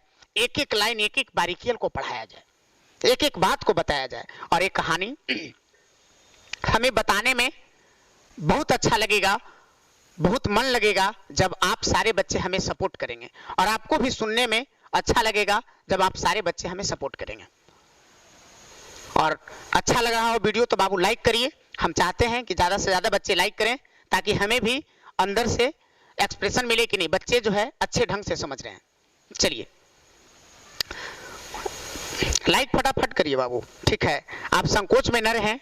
यदि क्लास अच्छी लग रही हो, ठीक है, तो लाइक अच्छे से करिए, फटाफट करिए, ताकि वीडियो को हम आगे बढ़ा सकें, इनकी पत्र को आगे जो है हम कर सकें। चलिए आगे ध्यान दीजिए, सारे बच्चे लाइक करिए। आगे इनका कहता है पत्र को हम पढ़ रहे हैं बाबू, सुनिए।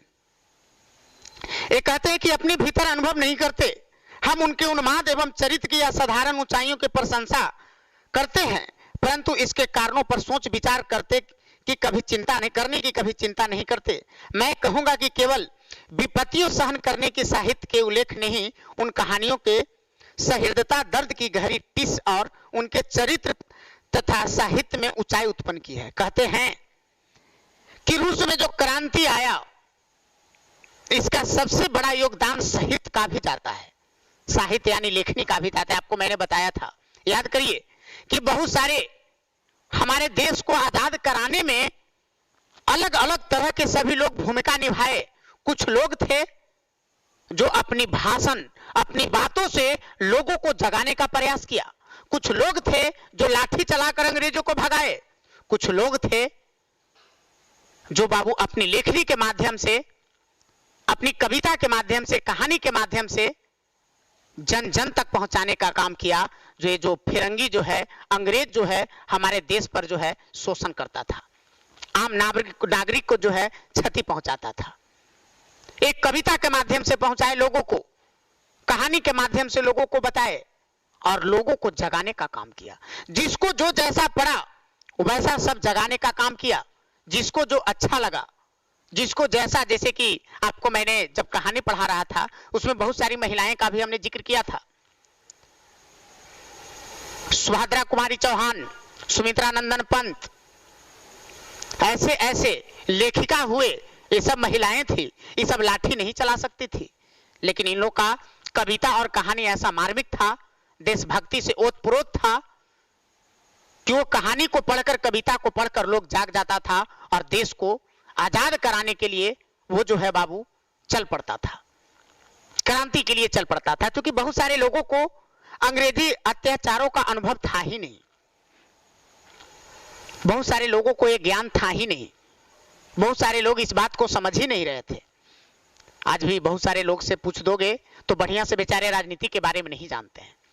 उस समय अशिक्षित लोग और ज्यादा थे और उन लोगों को जगाने में और ज्यादा जो है बाबू कष्ट हुआ होगा। आज क्या है कि कोई भी पार्टियां अपना जो है कि न्यूज चैनल के माध्यम से, मीडिया के माध्यम से अपनी बात को रख देता है, लेकिन उस समय ये सब क्रांतिकारी को जो है ऐसे बात रखने का कोई साधन ही नहीं था। लोगों को जा जा कर बताते थे ये लोग कि ऐसे ऐसे अंग्रेज अत्याचार कर रहा है, ऐसे ऐसे कर रहा है, लोगों को पर्सनली जाके बताते थे और तब जाकर के सभी लोग एकत्रित होकर के जो है देश के लिए उठ खड़ा हुआ और लड़ने का काम किया। ये कहते हैं कि रूस में जो क्रांति आया था वो साहित्य का भी ही देन था। उसमें ऐसी ऐसी बात का जिक्र किया हुआ था जो बात को पढ़कर, जो बात को सुनकर वहां के नौजवान, युवक, विद्यार्थी अपने अंदर रियलाइज करते थे और देशभक्ति के लिए चल पड़ते थे। आज भी जो है आप एक कहानी पढ़ोगे तो भगत सिंह, चंद्रशेखर आजाद सही में असली हीरो ये थे। असली हीरो जो तुम समझ रहे हो सलमान खान, सनी देओल, शाहरुख खान, ये सब जो तुम समझ रहे हो, अजय देवगन, अक्षय कुमार, ये सब काल्पनिक हीरो है। असली हीरो तो हमारे देश से चले गए। असली जो किरदार निभाए वो हीरो तो हमारे देश से चले गए। ये सब तो कल्पना है, ये सब जो है काल्पनिक हीरो है। ये सब तो जो है, ये सब जो तुम देखते हो फिल्म में कि मार देता है, एक हाथ मारता है तो आदमी मर जाता है, ऐसी रियल लाइफ में नहीं होती। फिल्म में तुम्हें देखने के लिए मिलेगा कि हाथ से ट्रेनों को रोक देता है, ये सब रियल लाइफ में नहीं मिलती। रियल लाइफ जो हमारे क्रांतिकारी हीरो थे वो सब तो बेचारे चले गए। ये कहते हैं कि मैं आपको बताता हूं कि जेल में और केवल जेल में ही कोई व्यक्ति अपराध एवं पाप जैसे महान सामाजिक विषय का प्रत्यक्ष अध्ययन करने का अवसर पा सकता है। भगत सिंह का कहना था। ये बात तो हालांकि लोग नहीं मानेगा, लेकिन ये बात भी सही है। ये हमने भी रियलाइज किया है। हम 6 दिन ही जेल में रहे, लेकिन इस बात को हमने भी रियलाइज किया कि जितना पढ़ने में शांति आपको जेल में मिलेगा, वो आपको उतना शांति से आप बाहर नहीं पढ़ पाओगे। हमने भी स्टडी वहां किया, अध्ययन किया, तो हमने भी इस चीज को अनुभव किया। भगत सिंह भी ये बात को कहते हैं कि मैं आपको बताता हूं कि जेल में और केवल जेलों में ही कोई व्यक्ति अपराध एवं पाप जैसे सामाजिक विषय का प्रत्यक्ष अध्ययन करने का अवसर पा सकता है। कहते हैं कि सामाजिक अपराध, जो समाज में अपराध है, पाप है, उसको तुमको जेल में जाने के बाद ही पता चलेगा। प्रत्यक्ष अपनी आंखों से देखोगे कि जो सभी लोग जेल में आ रहे हैं, जो सभी लोग जेल में बंद हैं, क्या सभी के सभी लोग पापी हैं, अपराधी हैं, अत्याचारी हैं? ये आपको प्रत्यक्ष देखने के लिए मिलेगा। और जब वहां जाएंगे आप तो आपको नजर आएगा कि इसमें बहुत ऐसे लोग हैं, 100 लोग में 70 ऐसा लोग मिलेगा जो कोई अपराध नहीं किया, अपराध किया कोई और, फंसा दिया कोई और, उसे फंसाकर जेल में डाल दिया गया। ऐसे जब आप जाएंगे तो प्रत्यक्ष आंखों से दिखाई देगी। ये भगत सिंह का भी कहना है। कहते हैं कि मैंने इस विषय का कुछ साहित्य पढ़ा है और जेल ही से ऐसे विषयों का स्व अध्ययन करने यानी अपने आप अध्ययन करने के लिए सबसे अधिक उपयुक्त स्थान है। कहते हैं कि अध्ययन का सर्वश्रेष्ठ भाग है स्वयं कष्टों को सहना। कहते हैं कि आप भली प्रकार जानते हैं कि रूस में राजनीति बंदियों का बंदी गृहों में विपत्तियां सहन करना ही जारशाही का अंत था, तख्ता पलट का था।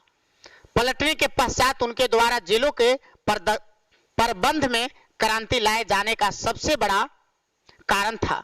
क्या भारत में ऐसी व्यक्तियों की आवश्यकता नहीं है? ये भगत सिंह कहते हैं। भगत सिंह कहते हैं कि रूस में जारशाही का जब शासन था तो जो जेल में बंद जो कैदी था उसको पर अत्याचार ही जारशाही शासन का अंत साबित हुआ। तो भगत सिंह कहते हैं कि क्या जिस प्रकार से रूस में जारशाही का अंत हुआ, क्या उसी प्रकार से हमारे देश में अंग्रेज का अंत नहीं हो सकता? अंग्रेज भी तो हमारे देश में जो है बंदियों में उतना ही कहर ढा रहा है, क्या ये अंत नहीं हो सकता? कहते हैं भगत सिंह, कहते हैं कि जो इस विषय में पूर्णतः परिचित हो और इस समस्या का निजी अनुभव रखते हैं, केवल यह कह देने के कि दूसरा कोई इस काम को कर लेगा या इस कार्य करने के लिए बहुत लोग हैं। भगत सिंह कहते हैं कि यदि कोई व्यक्ति यह सोचता है कि हमको क्या जरूरत है, कोई और काम कर लेगा, या कोई यदि यह सोचता है कि बहुत लोग हैं जो ये काम कर सकता है, कहते हैं कि क्या यह सोचना हमारी ये सही है? क्या यह सोच हमारी सही है? भगत सिंह कहते हैं कि यदि सभी व्यक्ति एक दूसरे पर छोड़ दे तो क्या हमारा देश आजाद हो पाएगा? ये कहते हैं कि वर्तमान व्यवस्था के विरुद्ध संघर्ष आरंभ कर देना चाहिए। उन्हें चाहिए कि वे उन विधियों का उल्लंघन करें, परंतु उन्हें औचित्य का ध्यान रखना चाहिए, क्योंकि आवश्यक एवं अनुचित प्रयत्न कभी भी न्यायपूर्ण नहीं माना जा सकता। इस प्रकार का आंदोलन क्रांति के कार्यकाल को बहुत सीमा तक कम कर देगा। जितने आंदोलन अब तक आरंभ हुए हैं उन सबसे पृथक रहने के लिए आपने जो तर्क दिए हैं मैं उन्हें समझने में असमर्थ हूं। कुछ मित्र ऐसे हैं जो या तो मूर्ख हैं या ना समझ हैं। ये कहते हैं भगत सिंह कि कुछ ऐसे भी क्रांतिकारी हैं जो कुछ ऐसे काम कर दिए जिससे हमारे देश को आजादी मिलने में समय और दूर चला गया। जो आजादी पहले मिलना चाहिए था, लेकिन कुछ लोगों की गलत काम से आज हमारी देश का आजादी अब कुछ दूर चला गया। कहते हैं कि हमारे देश में क्रांतिकारी हैं, पर उसमें से कुछ पढ़े लिखे नहीं हैं, कुछ मूर्ख हैं जो कुछ गलत काम भी कर दे रहे हैं। उनके हृदय में देश प्रेम है, देशभक्ति रग रग में भरा हुआ है, कुट कुट के भरा हुआ है, लेकिन फिर भी जानकारी न रहने की वजह से कुछ गलत काम कर दे रहे हैं, जिसकी वजह से हमारे देश को आजादी मिलने में और थोड़ा ज्यादा वक्त लग जा रहा है। ये कहते हैं कि मैं उन्हें समझाने में असमर्थ हूं। हाँ, ये बात तो हमने बता दिया। कहते हैं कि वास्तव में यदि आप यह अनुभव करते हैं कि बंदीगृह का जीवन वास्तव में अपमानपूर्ण है, तो आप इसके विरुद्ध आंदोलन करके उसे सुधारने का प्रयास क्यों नहीं करते? ये कहते हैं भगत सिंह सुखदेव को कि यदि आप सही में मानते हैं कि जेल में कैदियों का, बंदी गृह में जो बंदी है उसका स्थिति अच्छी नहीं है, दयनीय स्थिति है, उस पर अत्याचार हो रहा है, शोषण हो रहा है, तो आप जेल में ही क्यों ना आंदोलन कर देते? आंदोलन कर दीजिए और आंदोलन करके उसके समस्याओं का समाधान करने का प्रयास करिए। वो प्रयास भले ही चाहे सफल हो या असफल हो, पर प्रयास करिए। कहते हैं आगे कहते हैं कि परंतु यह तो वही तर्क है जिसकी आड़ में लेकर असाधारण निर्बल लोग प्रत्येक आंदोलन से बचना चाहते हैं। ये कहते हैं कि वो जो असफल होने का तर्क है, यदि आप ये सोचते हैं कि यहां भारत में अंग्रेजों का हुकूमत है, बंदियों में जो शोषण हो रहा है, यदि हम इसके विरुद्ध आंदोलन कर देंगे जेल के अंदर, तो यह आंदोलन सक्सेसफुल नहीं रहेगा। इसमें हमें सफलता हाथ नहीं लगेगी, इसमें हमें असफलता ही हाथ लगेगी। क्योंकि सुखदेव को कहना था, सुखदेव को ऐसा मानना था कि जब हम जेल के बाहर थे, खुली वातावरण में हम विचरण करते थे, खुली वातावरण में हम आंदोलन की जो है संचालन करते थे, तब तो हम जो है जेल में चले आए, अरेस्ट हो गए, तब हमें इतनी सजा मिल रही है। अब हम जेल में भी आकर यदि अंग्रेजों के षड्यंत्र के विरुद्ध यदि हम आंदोलन करेंगे, तब न जाने यह कितना बड़ा सजा होगा। ये कहते हैं कि जब हम जेल से बाहर थे तब तो यह आंदोलन सफल नहीं हुआ। हम जेल से बाहर थे, देश को हमने आजाद नहीं करवा पाया और हमने जो है अरेस्ट हो गए, अंग्रेजी सैनिक हमें अरेस्ट कर लिया। तो कहते हैं कि जब बाहर रह करके वो काम नहीं कर पाए, तो अब अंदर हम क्या कर पाएंगे? अंदर यदि हमने आंदोलन छेड़ दिया तो निश्चित तौर पर यह असफल ही होगा, यह सुखदेव का मानना था। लेकिन भगत सिंह कहते हैं कि परंतु यह तो वही तर्क है। भगत सिंह कहते हैं कि यदि आप असफल होने का एक तर्क दे रहे हैं, ये जो आपका तर्क कह रहा है कि बाहर रहकर नहीं कुछ कर पाए तो आंदोलन हम अंदर रह के क्या कर पाएंगे। तो भगत सिंह कहते हैं कि ये जो आपका जो तर्क है यह ठीक उसी प्रकार का तर्क है जिसकी आड़ में लेकर असाधारण निर्बल लोग प्रत्येक आंदोलन से बचना चाहते हैं। भगत सिंह कहते हैं कि आप वही बात बोल रहे हैं जो लोग जो है असाधारण व्यक्ति बात करता है, हम लोग तो क्रांतिकारी हैं। कहते हैं कि बहुत सारे हमारे देश में जो लोग हैं ये अंग्रेज के विरोध आंदोलन करने में संकोच करता है। उसे यह लगता है कि इतने बड़े अंग्रेजी हुकूमत को हम यहां से नहीं भगा सकते। जो कि भगत सिंह कहते हैं, जो कि हमारे देश पर बाबू मुट्ठी भर अंग्रेजी सैनिक, मुट्ठी भर लोग हमारे देश पर कब्जा किए हुए थे और हमारे देश की आबादी करोड़ों में थी और अंग्रेज लाखों में आकर जो है करोड़ों पर हुकूमत जताता था। सोच लीजिए आप। ये कहते हैं कि आप एक क्रांतिकारी हैं। सुखदेव को कहते हैं भगत सिंह आप एक क्रांतिकारी हैं, इस प्रकार की बात आपको सोचना नहीं चाहिए। आगे कहते हैं कि यह वह उत्तर है जिसे हम उन लोगों से सुनते रहे हैं जो जेल के बाहर क्रांतिकारी प्रयत्नों में सम्मिलित होने से जान बचाना चाहता है। भगत सिंह कहते हैं कि जो आप बात बोल रहे हैं ये आपका भी बात क्रांतिकारी जैसा नहीं लगता। आपका भी बात तो ठीक वैसे व्यक्ति की तरह लगता है जो जेल से बाहर जब हम थे और आंदोलन के लिए उसे प्रेरित करते थे, आंदोलन के लिए उसे उस्काते थे कि अंग्रेज के विरुद्ध लड़ो, अंग्रेज को यहां से खदेड़ दो। तब वो हमें कहता था कि इतना बड़ा अंग्रेजी सैनिक को हम कैसे खदेड़ सकते हैं। इतना बड़ा अंग्रेजी सैनिक, उसके पास बम है, तोप है, हथियार है, गोली है, बंदूक है और हम खाली निहत्थे उसको कैसे खदेड़ सकते हैं। ये भगत सिंह कहते हैं सुखदेव को कि जिस प्रकार से निर्बल व्यक्ति आंदोलन से बचने के लिए बात करता था, आप भी उसी प्रकार की बात कर रहे हैं। लेकिन आप तो निर्बल नहीं हैं, आप तो एक क्रांतिकारी हैं। फिर कहते हैं कि क्या आज यही उत्तर मैं आपको मुख से सुनूंगा। कुछ मुट्ठी भर कार्यकर्ताओं के आधार पर संगठित हमारी पार्टी अपने लक्ष्य और आदर्शों की तुलना में क्या कर सकती है। क्या हम इससे यह निष्कर्ष निकालें कि हमने इस काम के प्रारंभ करने में नितांत भूल की है। ये कहते हैं भगत सिंह कि तब यदि आपकी विचार ऐसी है तो अंग्रेजी सैनिक के सामने हमारी जो पार्टी है, हमारी जो लोग है, ये मुट्ठी भर है, गिने चुने लोग हैं हमारे पास और अंग्रेज के पास अंग्रेजी सैनिक भी है और अंग्रेज वो अपने सैनिक में इंडियन को भी जो है शामिल कर चुका है। उसके तुलना में हमारी संख्या तो मुट्ठी भर है, 10, 20, 50 हमारी संख्या है। ये कहते हैं कि यदि ये विचार हम अपनी पार्टी को संगठित करने से पहले यदि हमारी मन में विचार आती कि हम अकेला अंग्रेज को क्या कर सकते हैं, तो आज हम यहां तक नहीं आए होते। और आज जो हमारी नाम से अंग्रेजों का जो है नींद उड़ चुका है, आज हमारी नाम से जो है हम सभी साथियों के नाम से अंग्रेजों का जो है नींद हराम हो चुका है, वो आज हम काम नहीं कर पाते। यदि हम ये सोच लेते कि अकेला हमसे क्या होगा, तो आज हम इतना काम, इतना बड़ा साहसी काम नहीं कर पाते, हम असेंबली में बम नहीं पटक पाते। ये कहते हैं भगत सिंह,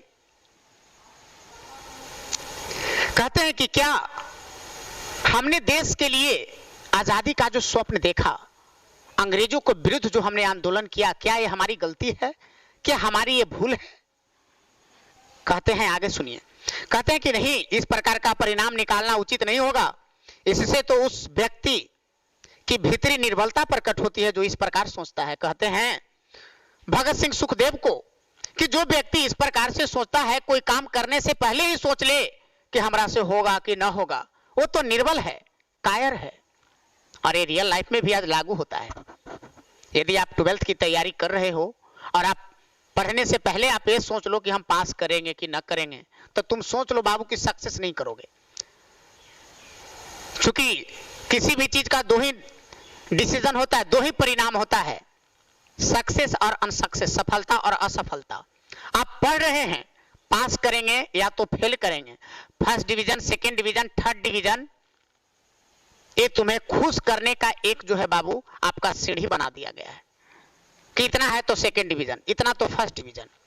एक दूसरे बच्चे से कंपेयर करने का ये बनाया हुआ है, ये सिस्टम बनाया हुआ है कंपेयर करने के लिए कि तू सेकेंड से हम फर्स्ट से हैं। लेकिन परिणाम दो ही आता है, या तो पास या तो फेल। तो यही भगत सिंह कह रहे हैं कि आगे चलकर आप लिखते हैं कि 14 बरस बंदीगृह कष्टों से भरपूर जीवन बिताने के पश्चात किसी व्यक्ति से यह आशा नहीं की जा सकती कि उस समय भी उसके विचार वही होंगे जो जेल से पूर्व थे, क्योंकि जेल का वातावरण उसके समस्त विचारों को रौंद कर रख देगा। क्या मैं आपको पूछ सकता हूं?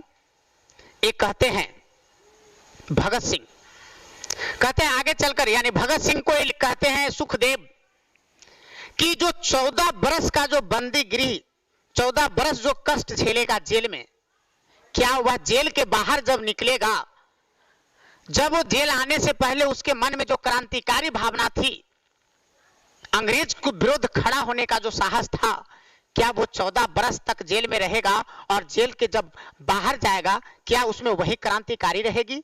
क्या वो व्यक्ति बदल नहीं जाएगा? अंग्रेज जो इस पर इतना शोषण कर रहा है, कष्ट इसे दे रहा है, क्या वो व्यक्ति क्या बदल नहीं जाएगा? एक कहते हैं सुखदेव। तब भगत सिंह इसका जवाब देते हैं, कहते हैं फिर भी असफलताओं के कारण क्या हम उसे छोड़ दें? भगत सिंह कहते हैं कि क्या मैं आपसे पूछ सकता हूं? जब सुखदेव प्रश्न करते हैं तो भगत सिंह कहते हैं कि क्या मैं आपसे पूछ सकता हूं कि क्या जेल से बाहर का वातावरण हमारे विचारों के अनुकूल था? फिर भी असफलताओं के कारण क्या हम उसे छोड़ सकते थे? भगत सिंह कहते हैं कि हम जेल में रहे या जेल से बाहर रहे, हम जेल के बाहर भी थे तो अंग्रेजी सैनिक का हमें डर था। उस समय का वातावरण हमारे अनुकूल नहीं थी, हमारे अनुसार नहीं था। तो कहते हैं कि क्या इस डर से हम एक काम करना छोड़ दें? जो देश के आजादी के लिए हमने जो बीड़ा उठाया है, अंग्रेजों का विरुद्ध जो हमने आंदोलन छेड़ा है, क्या इस आंदोलन को हम छोड़ दें? कहते हैं क्या आप असहाय यह हैं कि यदि हम इस क्षेत्र में न उतरे होते तो कोई भी क्रांतिकारी कार्यकलापी नहीं हुआ होता? यदि ऐसा है तो आप भूल कर रहे हैं।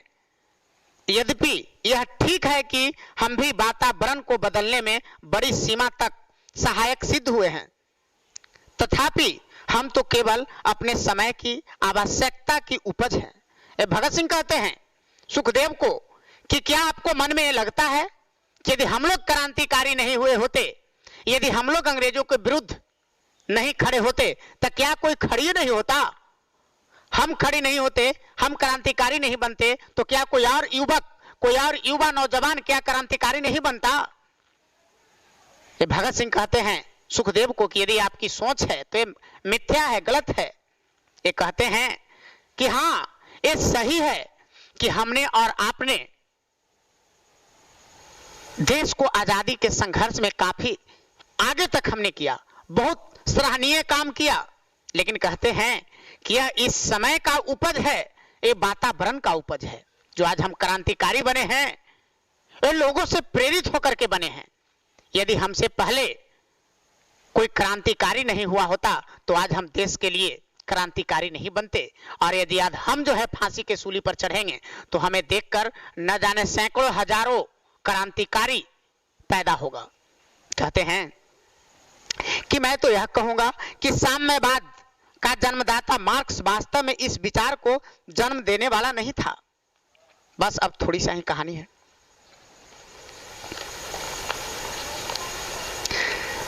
कहते हैं भगत सिंह कि असफल में यूरोप की औद्योगिक क्रांति ने ही एक विशेष प्रकार के विचारों वाले व्यक्ति उत्पन्न किए थे, उनमें मार्क्स भी एक थे।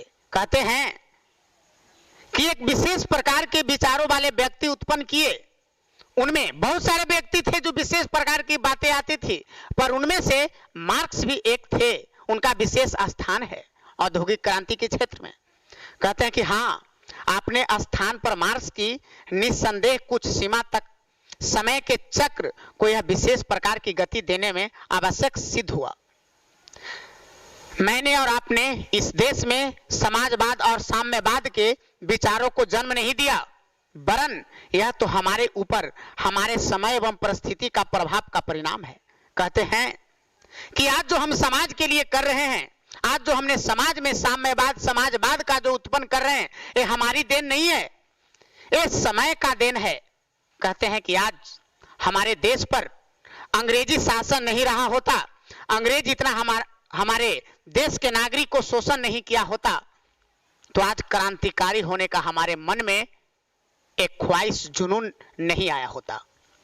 ये कहते हैं कि ये समय का उपज है, परिस्थिति का प्रभाव है। कहते हैं निस्संदेह हमने इन विचारों का प्रचार करने के लिए कुछ साधारण एवं तुच्छ कार्य आवश्यक किए हैं। इसलिए मैं कहता हूं कि जब हमने इस प्रकार का कठिन कार्य को हाथ में लिया है, तो हमें उसे जारी रखना चाहिए और आगे बढ़ना चाहिए। विपत्तियों से बचने के लिए आत्महत्या कर लेने से जनता का मार्गदर्शन नहीं होगा, वरन यह तो एक प्रतिक्रियावादी कार्य होगा। कहते हैं कि आत्महत्या कर लेने से, यदि हम जेल में सुसाइड कर लें, आत्महत्या कर लें, इससे जो है कि आम जनता को जो है दुख होगा, उसे सहायता नहीं मिलेगी, उसे हमसे प्रेरणा नहीं मिलेगी, वो हमसे इंप्रेस नहीं होगा, वो और हमसे जो है कि उसकी बात जो है और जो है नेगेटिव चला जाएगा, पॉजिटिव नहीं सोचेगा। कहते हैं कि जेल के नियमों के अनुसार जीवन की निराशाओं, दबाव और हिंसा के असीम परीक्षा युक्त वातावरण का विरोध करते हुए हम कार्य करते रहे। जिस समय हम अपना कार्य करते थे, उस समय नाना प्रकार से हमें कठिनाइयों का निशाना बनाया जाता था। कहते थे कि जब हम अंग्रेज के विरोध खड़ा हुए, तो न जाने कैसी कैसी समस्याओं को झेलना पड़ा, कैसी कैसी विपदा आई, कैसे कैसी समस्या आई, हमने सबको झेल लिया। कहते हैं कि यहां तक कि जो लोग अपने आपको महान क्रांतिकारी कहने का गौरव अनुभव करते थे, वो भी हमको छोड़ गए। कहते हैं कि जब अंग्रेजी सैनिक हम पे कहर ढाने लगा, तो वैसे लोग हमारे साथ छोड़ गए जो अपने आप को क्रांतिकारी, महान क्रांतिकारी बताते थे, और आज वह भी इस विषम परिस्थिति में आज हमारी पार्टी को छोड़ दिए।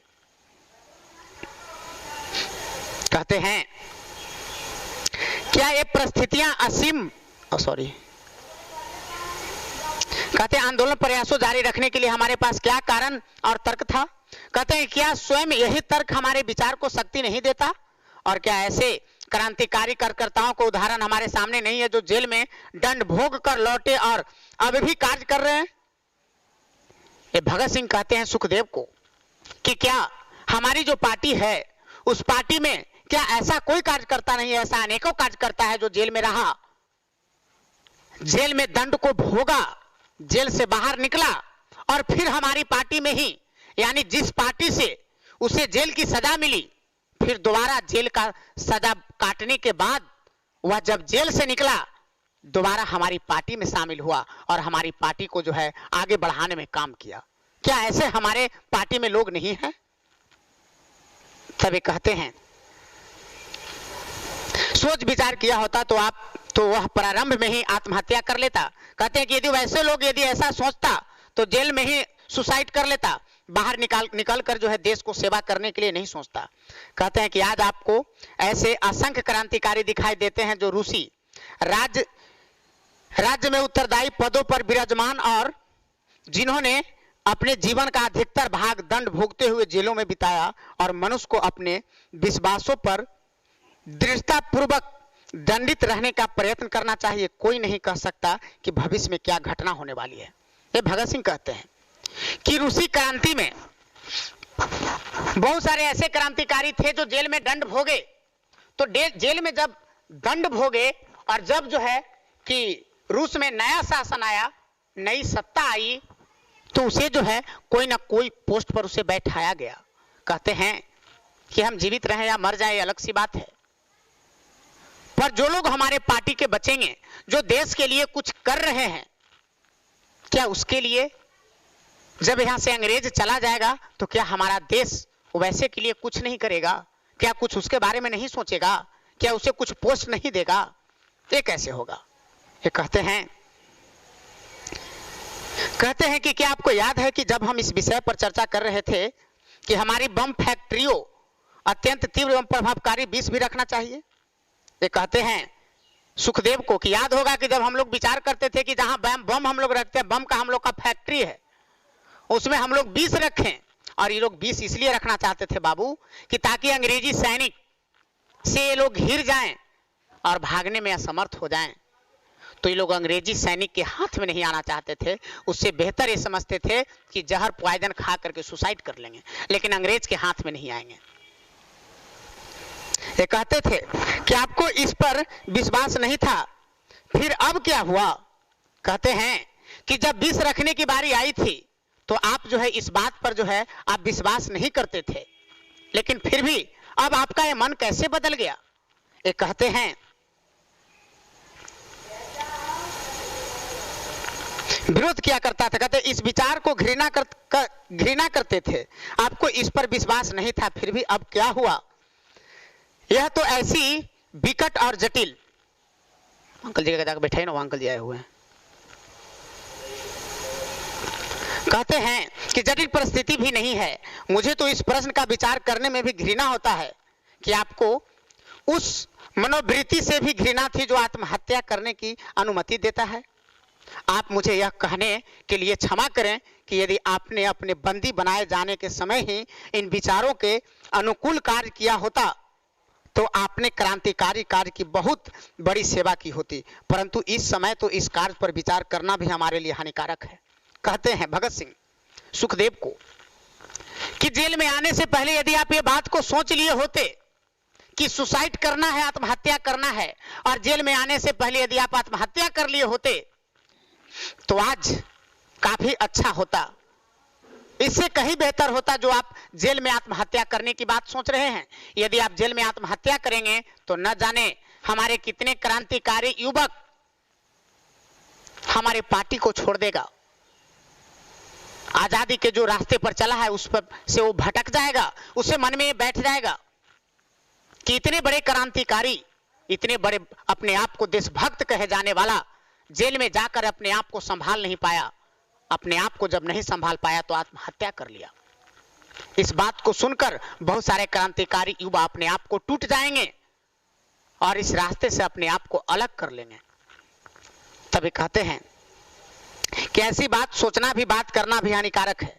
कहते हैं कि एक और विशेष बात जिस पर मैं आपका ध्यान आकर्षित करना चाहता हूं यह है कि आप लोग ईश्वर, पूर्ण जन्म, नरक, स्वर्ग, दंड एवं पारितोषिक अर्थात भगवान द्वारा किए जाने वाले जीवन के हिसाब आदि में कोई विश्वास नहीं रखते हैं। ये कहते हैं भगत सिंह कि हम लोग ऐसे हैं जो भगवान पर भरोसा नहीं करते। हम लोग ऐसे हैं जो पुनर्जन्म पर भरोसा नहीं करते, ईश्वर पर भरोसा नहीं करते। हम लोग ऐसे हैं जो इस पर कभी भरोसा नहीं करते कि इसमें पाप किया है तो आगे क्या होगा, इसमें पुण्य किए हैं तो अगला जन्म में क्या होगा।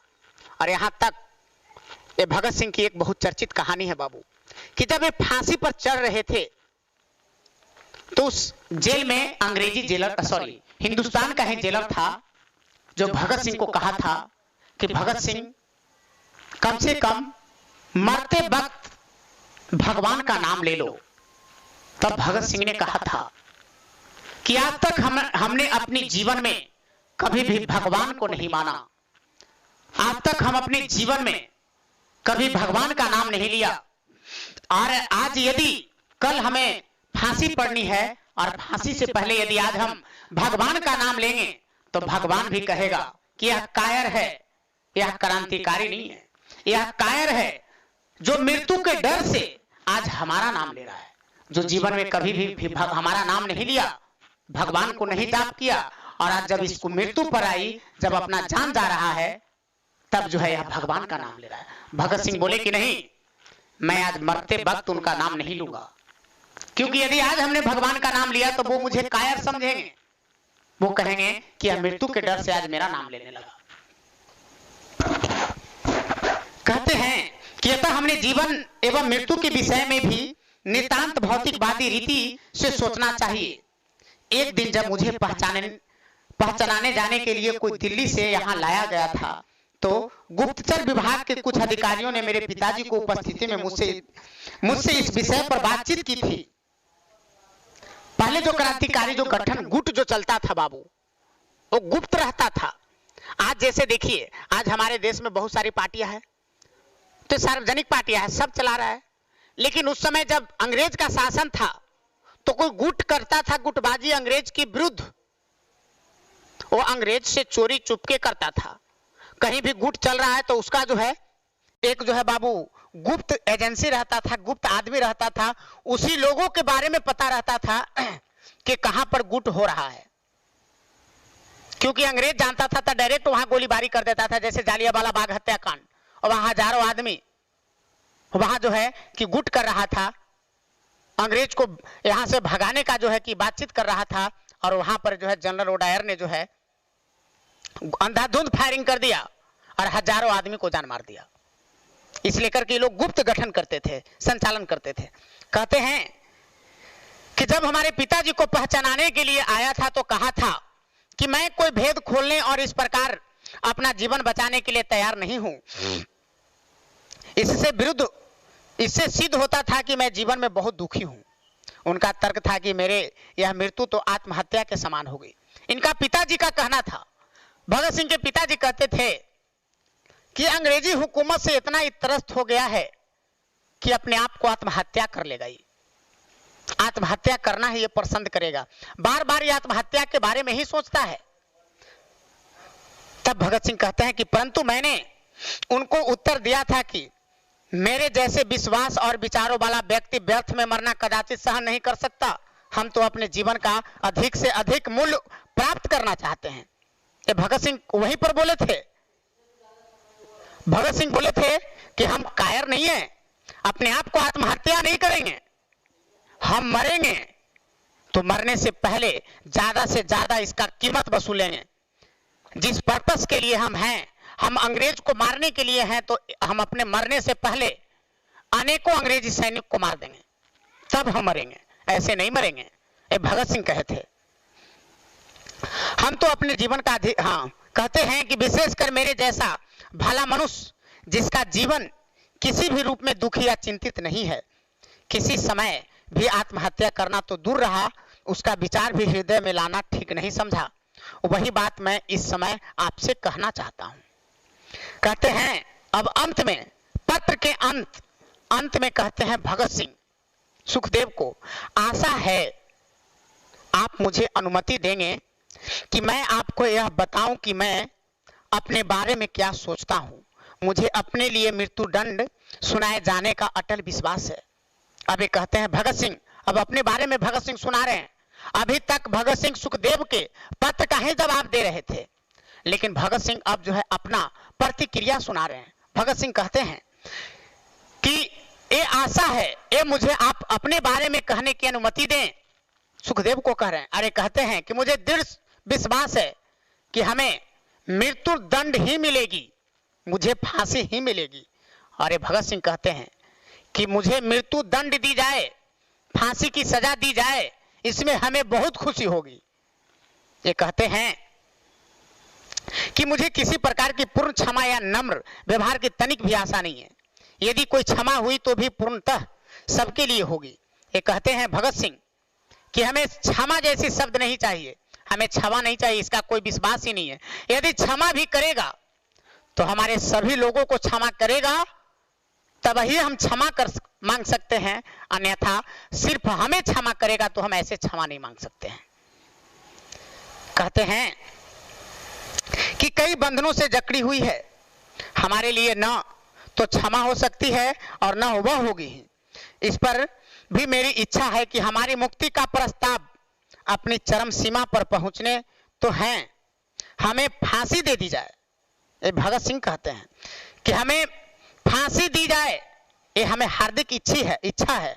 मेरी यह इच्छा है कि यदि कोई सम्मान पूर्वक और उचित समझौता होना कभी संभव हो जाए तो हमारे जैसे व्यक्तियों का मामला उसके मार्ग में कोई रुकावट, कठिनाई उत्पन्न करने का कारण न बने। जब देश का भाग्य निर्णय हो रहा है तो व्यक्तियों के भाग को पूर्णतः भुला देना चाहिए। कहते हैं कि ये देश का आंदोलन चरम सीमा पर है, ये देश का भाग का निर्णय हो रहा है। कह रहे हैं कि यदि ऐसे समय में यदि कोई मेरे बारे में सोचे तो मैं उसे ऐसा सोचने के लिए नहीं कहूंगा। आज हमारा देश आजाद हो रहा है, आज जन जन में जो है देश को आजाद कराने का एक क्रांति भर गई है। कहते हैं कि यदि इस समय हमें फांसी भी पड़ जाएगी तो हमें बहुत खुशी होगी, बहुत सुकून होगा। और एक कहते हैं भगत सिंह, आगे सुनिए, कहते हैं कि हम क्रांतिकारी होने के नाते अतीत के समस्त अनुभवों से पूर्णतः अवगत हैं, इसीलिए हम नहीं मान सकते कि हमारे शासकों और विशेषकर अंग्रेज जाति के भावनाओं में इस प्रकार का आश्चर्यजनक परिवर्तन उत्पन्न हो सकता है। इस प्रकार का परिवर्तन क्रांति के बिना संभव नहीं है। कहते हैं कि बिना क्रांति के अंग्रेज को भगाया नहीं जा सकता है।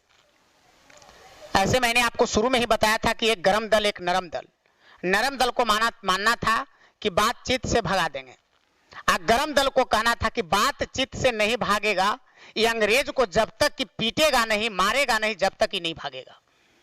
एक गरम दल का कहना था। भगत सिंह, चंद्रशेखर आजाद, ये सबको कहना था। कहते हैं कि क्रांति तो केवल सतत कार्य करने रहने से प्रयत्नों से, कष्ट सहन करने, बलिदान से उत्पन्न की जा सकती है और की जाएगी। कहते हैं जहां तक मेरा दृष्टिकोण का संबंध है, मैं तो केवल उसी दिशा में सबके लिए सुविधाओं और क्षमादान का स्वागत कर सकता हूं जब उसका प्रभाव अस्थायी हो और देश को, लोगों को हृदय में हमारी फांसियों से कुछ अमिट चिन्ह अंकित हो जाए, बस यही, इससे अधिक कुछ नहीं। भगत सिंह कहते हैं कि हमें कुछ नहीं चाहिए, हमें बस इतना चाहिए, हमें इतनी पहचान चाहिए कि जब हमें फांसी हो उस समय हमें फांसी दी जाए, जिस समय हमारे देश में क्रांति चरम सीमा पर हो, यानी हमारे देश में अंग्रेज के विरुद्ध क्रांति बहुत जोरों पर हो, बहुत जोरों पर चल रही हो, और उसी समय हमें फांसी दे दी जाए। भगत सिंह कहते हैं कि सबसे बड़ी खुशी हमें इसमें होगी कि उस समय फांसी दी जाए जिस समय हमारे देश में क्रांति का लहर बहुत तेजों से चल रहा हो, उसी समय मुझे फांसी दी जाए, सबसे बड़ी खुशी होगी। और कहते हैं कि हमारी फांसी एक अमिट चिन्ह साबित होगी जब हमें फांसी पड़ेगी। कहते हैं कि बस यही, इससे अधिक और मैं कुछ नहीं कहूंगा। और यहीं से इनका ये पत्र समाप्त होता है। आज आप समझिए कि हमारे देश के लिए ऐसे ऐसे क्रांतिकारी युवा हुए जो हमारे देश के लिए खुद कहते थे कि मुझे फांसी पर चढ़ा दी जाए, और उस समय चढ़ा दी जाए जिस समय हमारे देश में क्रांतिकारी चरम सीमा पर हो। कल आपका 15 अगस्त है और आज़ादी का दिन भी है, इसलिए करके आज मैं इस कहानी को आपके सामने सुनाया। और जो इस चैनल पर हमारे बच्चे नए हैं, हमारे चैनल को आप सब्सक्राइब करें। हमारी वीडियो आपको अच्छा लगा हो, आप हमारे वीडियो को लाइक करें। और जो नए बच्चे हैं, एजुकेशनल चैनल है बाबू, नए बच्चे हैं, हमारे चैनल को सब्सक्राइब करिए। जो नए बच्चे हैं, नेक्स्ट आपका क्लास भी आपको मिलेगा। हमारी रेगुलर क्लास होती है MWF में। अगला दिन जो हम क्लास लेंगे उसमें जो है क्लास में बाबू आपका मैथ का क्लास होगा सोमवार का। जो भी हमारी अगला क्लास पड़ेगा हमारे, हाँ, लेटर एप्लीकेशन जो आपको लिखने के लिए बताया जा रहा था वो आपको जल्द ही मिलेगा। आपको हम 2 मिनट का एक सूचना देंगे, ठीक है, 2-3 मिनट का एक आपको आवश्यक हम सूचना देंगे। हालांकि अभी केमिस्ट्री का भी क्लास है बाबू, और 3-4 मिनट का हम आपको एक सूचना बताएंगे, इंफॉर्मेशन बताएंगे। कल इंग्लिश का क्लास हो रहा था और उसमें लेटर लिखने के लिए आपको सिखाया जा रहा था, लेटर एप्लीकेशन है सब, लेकिन नेट अच्छी नहीं रहने के कारण क्लास को बंद कर दिया गया था। वह क्लास पुनः स्टार्ट होगा, फिर से आपको बताया जाएगा। वो क्लास वीडियो अपलोड नहीं किया गया था क्योंकि ज़्यादा देर क्लास ही नहीं चली थी। उसके लिए हम आपको टाइमिंग बता देंगे। अभी जस्ट हम क्लास छोड़ेंगे और 4-5 मिनट का बाबू आपको हम वीडियो बताएंगे, उसमें लेक्चर देंगे कि कब आपका लेटर एप्लीकेशन का आपका क्लास मिलेगा। जो भी बच्चे हमारे चैनल पर जुड़े रहे, नए बच्चे हैं, चैनल को सब्सक्राइब आप जरूर करें और वीडियो अच्छा लगा हो बाबू तो लाइक करें। चलिए आज हमारी क्लास यहीं तक। जितने भी बच्चे आप हमारे वीडियो को लाइक किए उनको भी धन्यवाद और डिसलाइक किए उनको भी धन्यवाद। Thank you. सब्सक्राइब जरूर कर लें बाबू, एजुकेशनल चैनल है, ताकि नई वीडियो नई क्लास आए तो आपके पास नोटिफिकेशन आपके पास पहुंच जाए। आज हमारी क्लास यहीं तक।